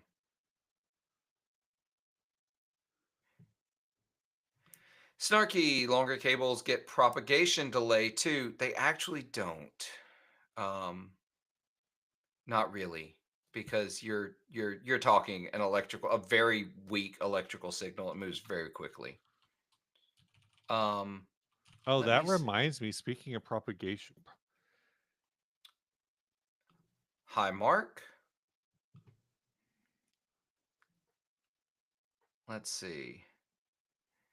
Yeah, Coyote's with us on this one. Tool fans are nowhere near the pinnacle of theory nerdery. They want to believe they are, but they're not. I'm looking at uh I'm trying to look, I'm reading about wave propagation speed now. Oh God, you science nerds. But here's the Um, thing, it's like, okay, it's actually funny because earlier Snarky said, I'm gonna pick on Snarky a little bit for saying that. uh huh. Uh he talked about, oh, I use wireless. Every wireless I've ever used has has a no almost noticeable, it's like near noticeable Yep. delay. Yep. That at least the vast maybe once you get into like the sure like $400 systems, I've never used one of the, never used like the super high end Still system, has delay. but most of them have a more, or like I say, closer to perceptible delay versus a cable. Yeah. I've never running, you know, two 20-foot cables through a pedal board that probably has another 10 feet of cable inside of it. I've never felt like I could hit a note and was hearing like a difference on the other side, even as I was like walking away from an amp. Yeah. There's 100%, and especially in today's wireless units where there's digital processing on board. Yeah, There's not a lot, but there is some that's adding to lag as well. I can't go wireless because I like vintage style fuzz pedals too much. Um, right. and so I can't do it. I've had this conversation. And then that pedal show did an entire episode on wireless units where they had like 5 or 6 different wireless units and compared the sound of them to just being plugged Hmm. straight in. And after I watched that episode, I swore I'd never try wireless again because Yeah. all of them sounded terrible. That actually reminds me, I need to email Lakato about trying to get some wireless kits from them. Oh, I want to get some wireless kits to do as giveaway. oh my God, Mark Brown. I studied architecture and I listened to serial classic music. I guess those things go hand in hand. Because Coyote Star said music theory nerds who like unlistenable music are just people who like music in a way that people who study architecture like impractical buildings. Right. And that's true. All of these things are true. There's something I feel like the quote most apt is uh, they are scientists who are so preoccupied with whether or not they could they didn't stop to think whether or not they should.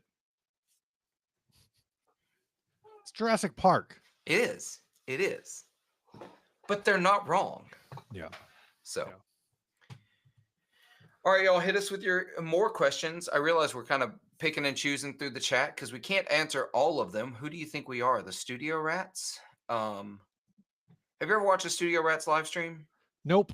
I've been on it a couple of times at this point, and they highlight and respond to every single comment in the chat.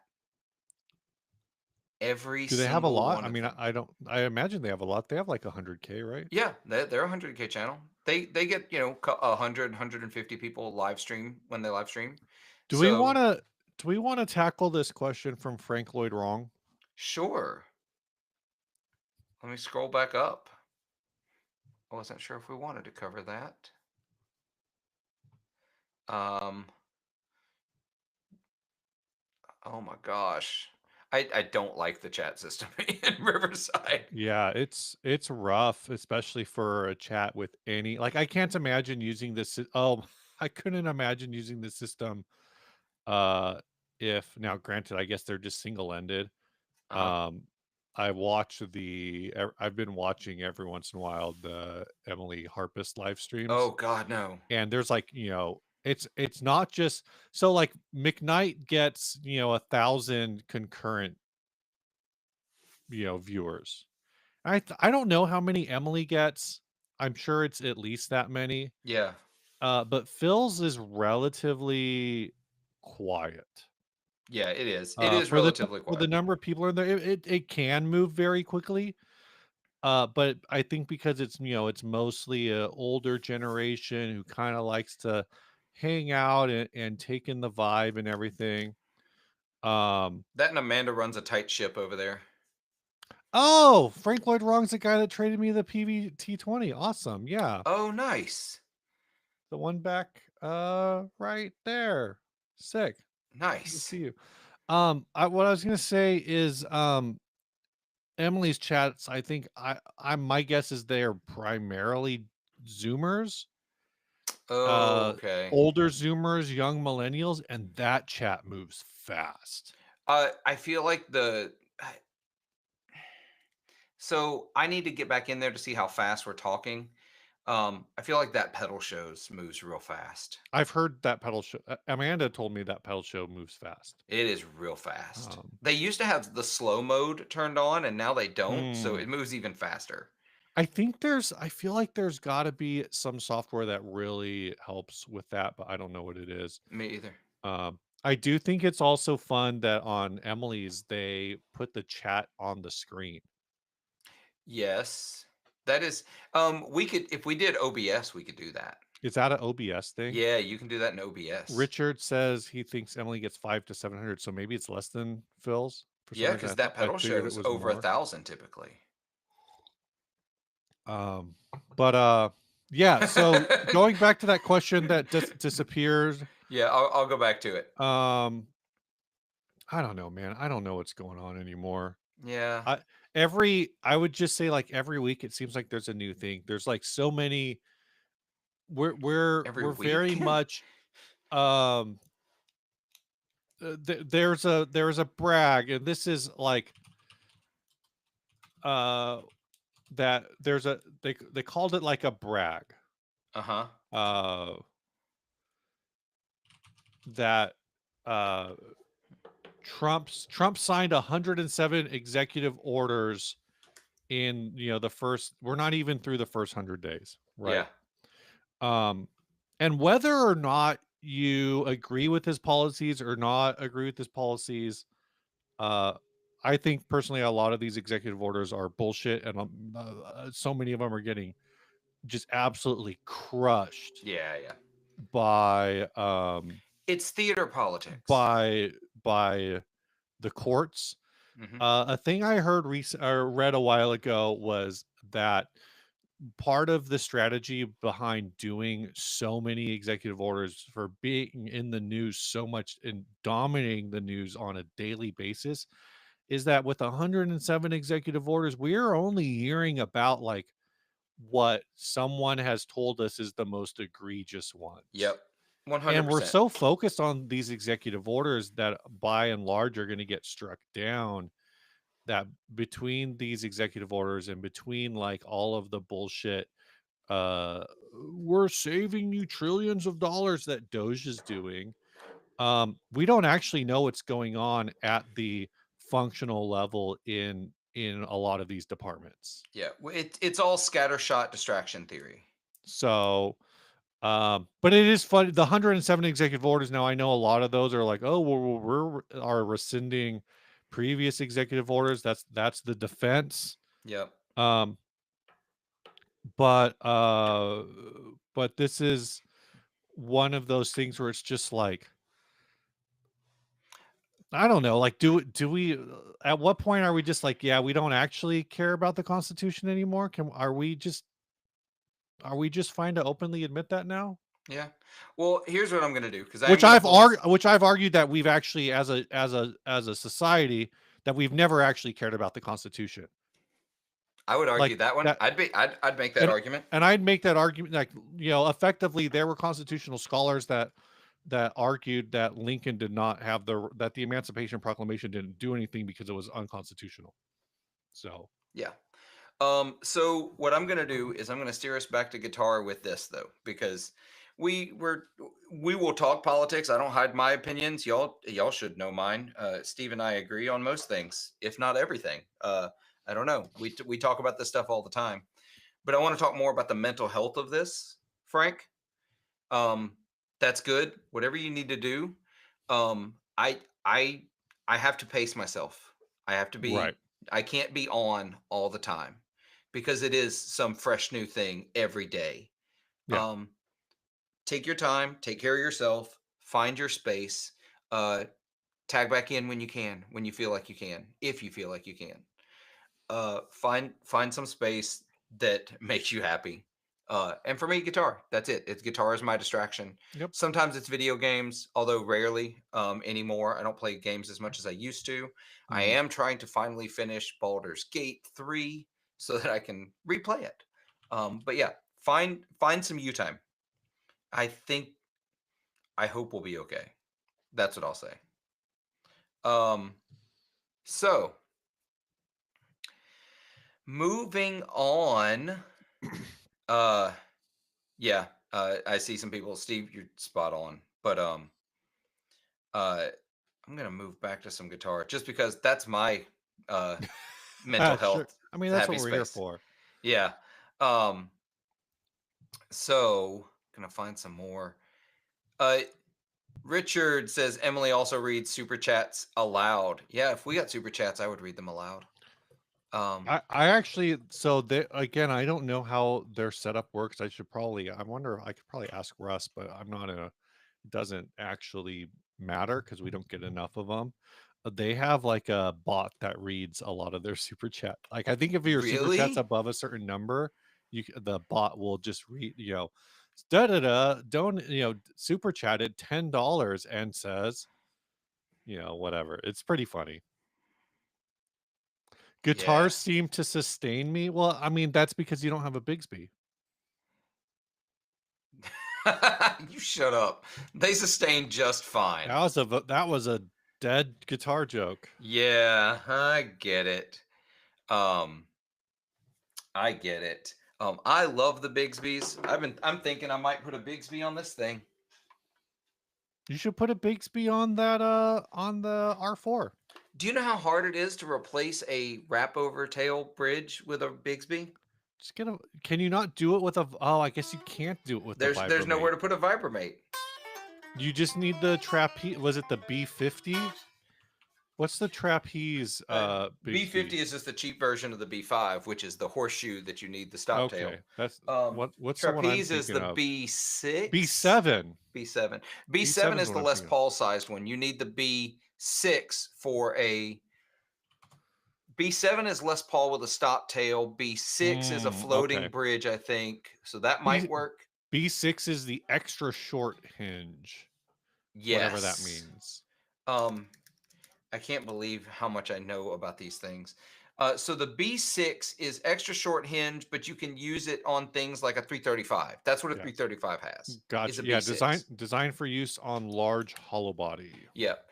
B3 is what would come on like a Les Paul or a It's one version that would come on a Les Paul. The B3 and the B7 are similar. The difference is one of them has the underbar and one of them doesn't. The B7 you have to actually drill into the body to mount it Right, because it's right. got the underbar for where you don't have a stop tail and you need something there.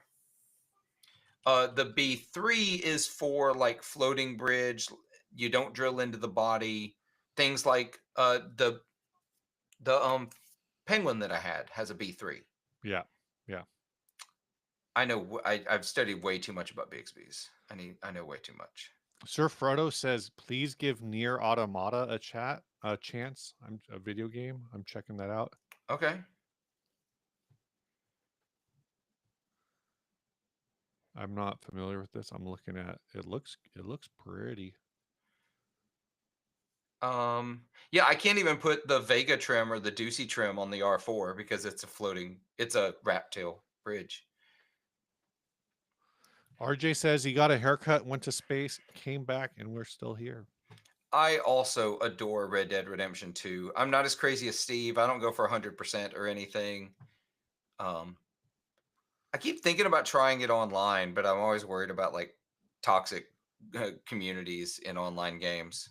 I've played online a little bit, Hmm. and then I stopped. I think so. I'm kind of slow rolling this second playthrough. Sometime in the future, after I finish the second playthrough, I think Hmm. is when I will probably start another playthrough and start trying to stream it. Gotcha. I Which used to means stream video games, but I can't do it anymore. yeah, which probably means like it'll be at least a couple months out, but whatever. All right, we got one more guitar question before we probably get ready to wrap this up and I go eat lunch. Um, this one from Frank. How about a single coil size humbucker suggestion for the Mustang bridge position? Is a Mustang just a Strat pickup size? Yes, I believe so. Okay, I needed to know that first. Um, I so the only ones I have real experience with are the Seymour Duncan, Little JB, and the Hot Rails. I liked the Little JB. I didn't really care Hmm, for um I didn't really care for the Hot Rails. right. Yeah, trying to think. Single coil. I haven't used like a ton of single coil humbuckers, so I don't have like a strong opinion on these. I don't think. Yeah, I think the Lil 59 is really good. Um what's the other one? They made another one that I have tried. Stratocaster humbuckers. Oh, they make a Lil 78 now. So 59 would be a PAF. They also make a JB Junior. That's the other one I've tried. They make a little 78, which I'm assuming is a much hotter version. And of course, they make the hot rails. Oh, and then they've got the hot stack. Hmm. Oh, a red devil. Man, they didn't have all these back when I was doing this kind of stuff. They've got a cool rails for the Strat. Actually, I don't know why I'm doing this without sharing screen since it's so easy. Just Yeah, share the I'm like screen trying to there. bring it up on my end. Yeah, hold on. I'm just gonna do this. Little 78? What the hell is that? Right.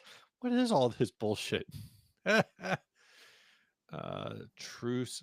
Are these all listed as noiseless? They are. JB Junior, Little 59. I know I installed a Little 59 for a friend of mine years ago and he Uh huh. loves it. Little Screaming Um, Demon, Duck Buckers, Vintage Rails. Uh, yeah, and there are a number of these um stacks. So yeah, yeah. I would probably just personally I would probably go for on a Mustang if you wanted to retain a Mustang general tone, maybe something like the vintage rails or I think is the duck bucker. The problem with the duck bucker is because it's kind of got that offset coil thing. Yeah. If you want to do anything with splitting, you can't. At least not Oh, from yeah, what I yeah, that's remember. right. Because if you split it, you're only going to get one side or the other, basically. And also, I mean, that's assuming that's what you want. If you don't, if you want to go crazy with it, like put a little screaming demon in there. Yeah, yeah. Huh. I I feel like I need to try some of these now. I haven't tried mini humbuckers in a long time. Um, not since I was a strat player. I mean, They we do have a someone who does marketing for you're Seymour right. Duncan. We We do. I do have that connect. Still got a project working there here soon, hopefully. Oh, nice. But so let me see. Let's look at this while we're at it. I'm wondering if they do any listing for Mustangs separately. Oh, they do. They make one very specific Mustang pickup. I guess that's because everything else is Strat. Just put a Right. Strat pickup in there. Oh, the Antiquity too. Yeah, the Antiquity too. That's it. Yeah.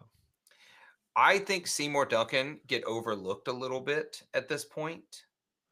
Yeah, Um, I I because would they're agree. like the original boutique pickup, Yeah. like replacement pickup, and they get overlooked a lot. Like we were talking about Filtertrons earlier, they make the Cyclone vintage Filtertron, and they make it's $150. It's kind of the curse of being, and I would kind of say like EMG is in a similar boat as Seymour Duncan at this point. It's actually Yeah. interesting to think about is a company that I would have said is in the same spot until I mean honestly maybe they're still in the same spot because they're kind of weird, Uh huh. a weird company, but they at least got some hype in the short run is Fishman. Oh But then yeah. Fishman kinda just went got into the electric pickup soup game super hard a few years ago versus not even being there at all for a long time. Yeah. Duosonic pickups, I believe, are also the same as Mustang pickups, yeah. Okay. Gotcha. Well, so I have definitely been sort of like thinking about trying some more Seymour Duncans Yeah. lately. But here's the problem, and Steve, you'll Mhm. know this about me. I like vintage style pickups, so PAFs, Right. Filtertrons, Alnico 2 Strat pickups, and just so I don't typically go for like the crazy out there stuff. Like I'm What looking they at these humbuckers, the Nazgul sentient rails. I'm like, Yeah, I yeah. I don't care anything about those.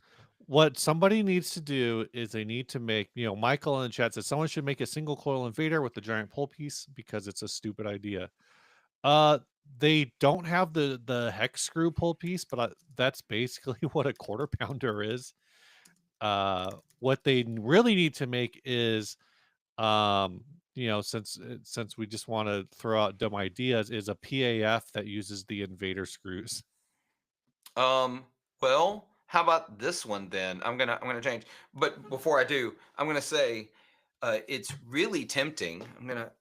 In this view, if they can see the full room, the Lizzie Hale that's over here, I'm really tempted to put some of these red Hades gates in there. Oh, that'd be sick. That would be Also, sick. I don't see Oh, you don't see. Okay. Let me see. oh, because I now Yeah. So over in the corner there. Just get the reddest pickups I can to put in the red guitar.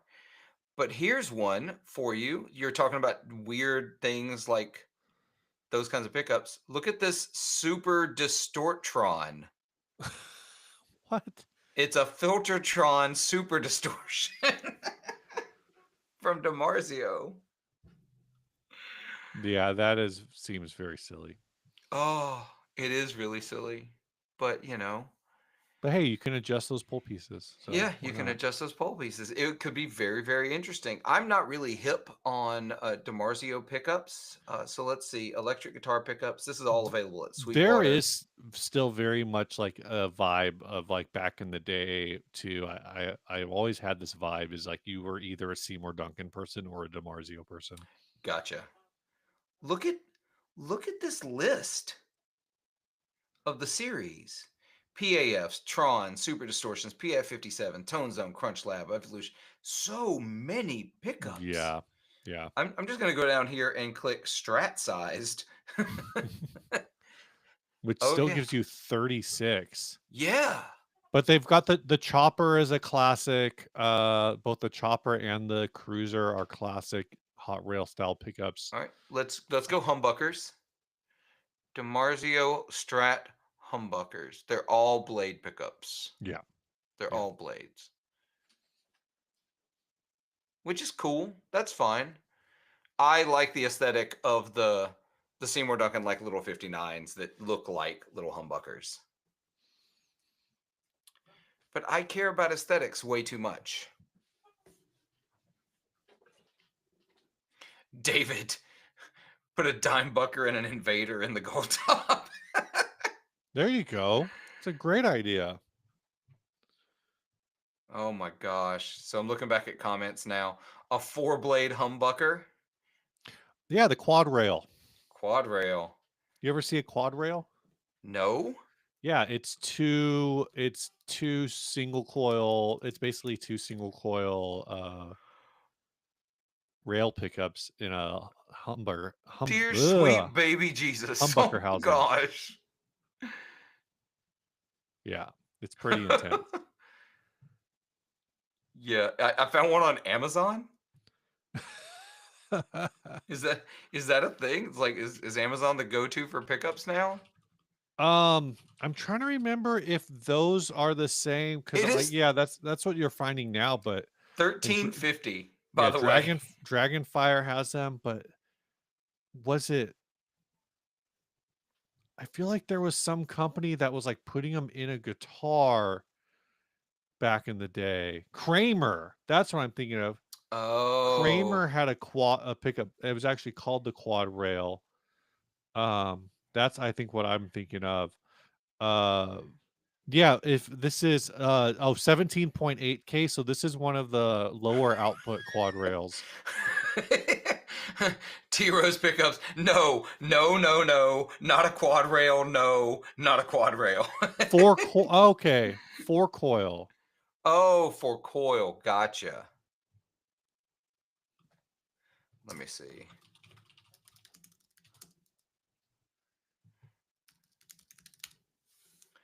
Let me find. Is it like what's in the picture then? In the user picture, it's pretty small, but it looks like it's like the duck bucker, um, where it's like a half coil here, half coil there. It's like if you took two sets of Mustang pick or like the old school Tic Tac P-bass pickups, and you like had one as a Z set and one as an S set, and you put it all together. I don't That's know. what it looks like. I'm seeing.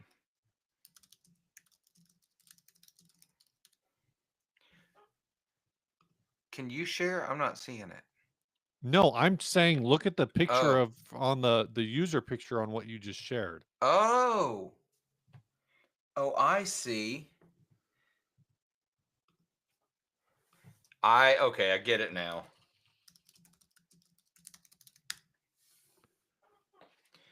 I don't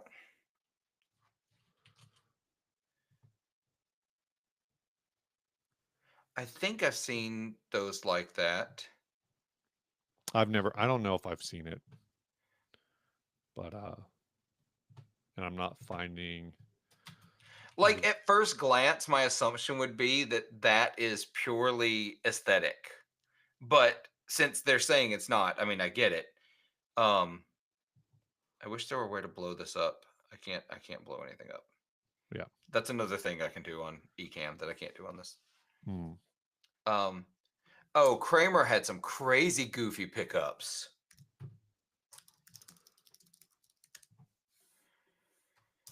Let me see if I can find a picture of one, and then we can close with that. The Kramer pickups. Well, Yeah, there was also Michael mentioning Alvarez had the three coil. Then the Fender Modern Player that's also right. had that three coil thing going on. I think Alvarez guitars get overlooked. I think they're real cool. They don't make electrics anymore, do they?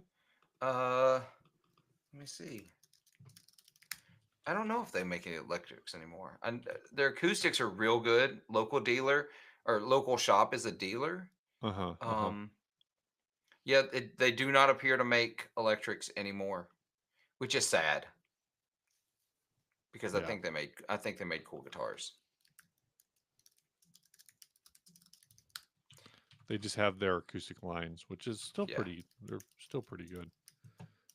But yeah, they're one of those brands where I think they definitely were more interesting in their past. Yeah. And I don't know why they fell off, They but I had a mean, things really just don't last. they had a really cool line of jazz boxes that nobody talks about. Oh, I don't know if I've ever seen those. Hold on. It was the AATs. Let me see. Share this screen. Oh, interesting. Yeah. And that's not the only one. They had a few others that yeah. They Is they this had a a bunch of semi hollows and hollow bodies that were real cool, but nobody talks about them. Are Everybody these forgets they existed. currently manufactured? No, This website doesn't even come up. Oh, there it took a minute. Guitars. I don't think they exist anymore. I think they stopped making them. I think they Where made them did through like the early 2000s, maybe. where are you seeing what website is this? That was just from a Google search looking for Alvarez AATs, which is their hollow bodies and semi hollows. That was from RigShare, so somebody was Oh, just okay. sharing a picture of one. I mean, Um, I hate to say it. I always feel a little like, there should be better ways to get the word out about things, right? yeah, I guess. And obviously it's far too late now, I think, because I don't know when they killed their any attempts at making electric instruments. Feels like it was a long time ago. yeah. Um, but Here's a uh, red one in where did it say this was? Italy. it'll This is okay. semi hollow. Alvarez is the exclusive distributor is exclusively distributed by St. Louis Music. St. Louis Music, who I'm trying to figure out who That is. used to be Ampeg. They used to have Ampeg. Yeah, I'm trying to figure out who is still part of St. Louis Music. I'm But looking that up while you are continuing. Alvarez, Austin, Blessing is like trumpets and stuff. I think Alvarez is their only guitar brand. Maybe is Austin a guitar brand? Austin's cheap guitars. Dixon is drums. Uh, Milling is bones. 256 brands. Oh, those are just I'm looking just at their featured brands. Yeah. Well, they have Which it, Evans.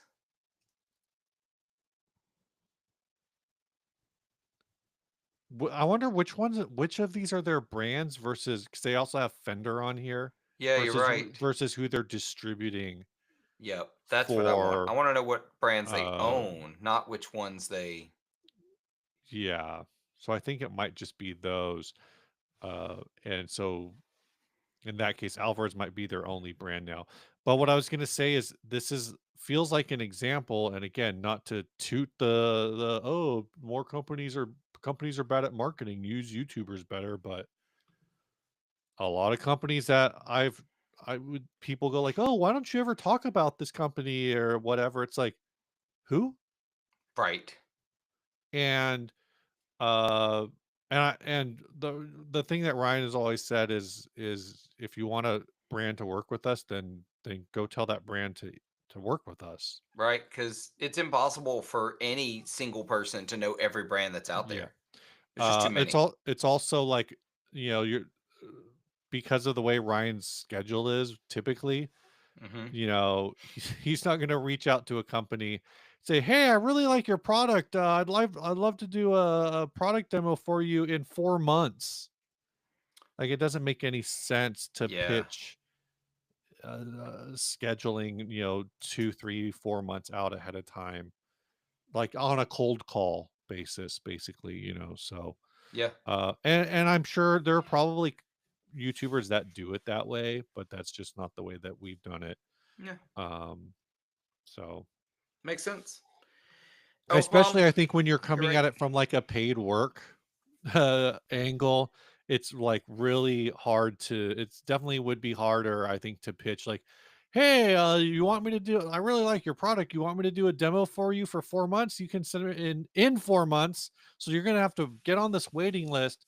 Plus also you're going to send me the product and you're going to send me a check." Right. Like, it just feels kind of odd. Yeah, I get it. But and I know there's ways to build a relationship and da da da da. That's it. But It's all about relationship the building. reality is like I said, there's a lot of companies that just don't do anything like that, and then they go, "I don't know why my brand failed." Well, it's and it you know what it is? It's brands who look at the brands who don't do that already and are succeeding. And it's like you're not them. Yeah. Like the brands who don't have to do that, some of them still do it. Because some brands just have recognition. They don't have to do anything. Some of the brands that don't do it are, you know, one or two employees, or a lot of the brands that don't do it because they built a relationship really early on that they were kind of just exploiting ad infinitum. Hmm. That's it. So And with that, I think we're done, Steve. I we think we did did it. it. Hurrah! We all it's been fun. Um, we ended up holding looks like 50 to 60 the whole time. That's pretty good. Yeah. Yeah. So we do this fairly steadily. I won't say regularly, but every 3 weeks or so, 3 4 weeks. Yeah. When was the Um, last one? Do you it know? was I think it was 4 weeks ago. Because Was last March week, 2nd. Yeah, yeah, last exactly week 4 would have weeks. been the third, Yeah. but I was at the guitar show. Right. So Right. so we'll do this again, maybe in late April, maybe early May. Who knows? Yep. I'm reading the title on the 60 cycle hum one is "Welcome to our live show. Thanks for joining our exclusive live broadcast. I Feel tried free to to share." change that. That was the thing.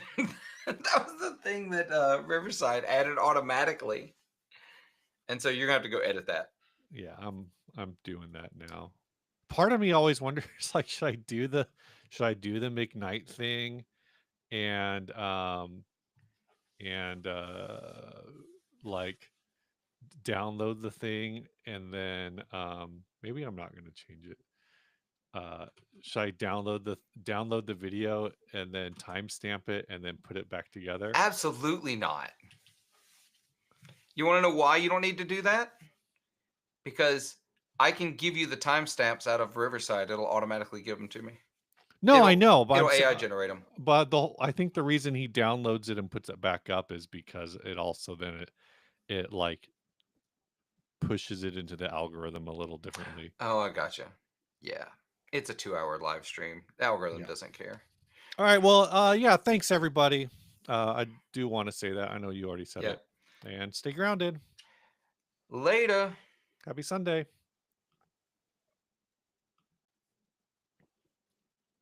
Keep Riverside open while everything uploads. Oh yeah.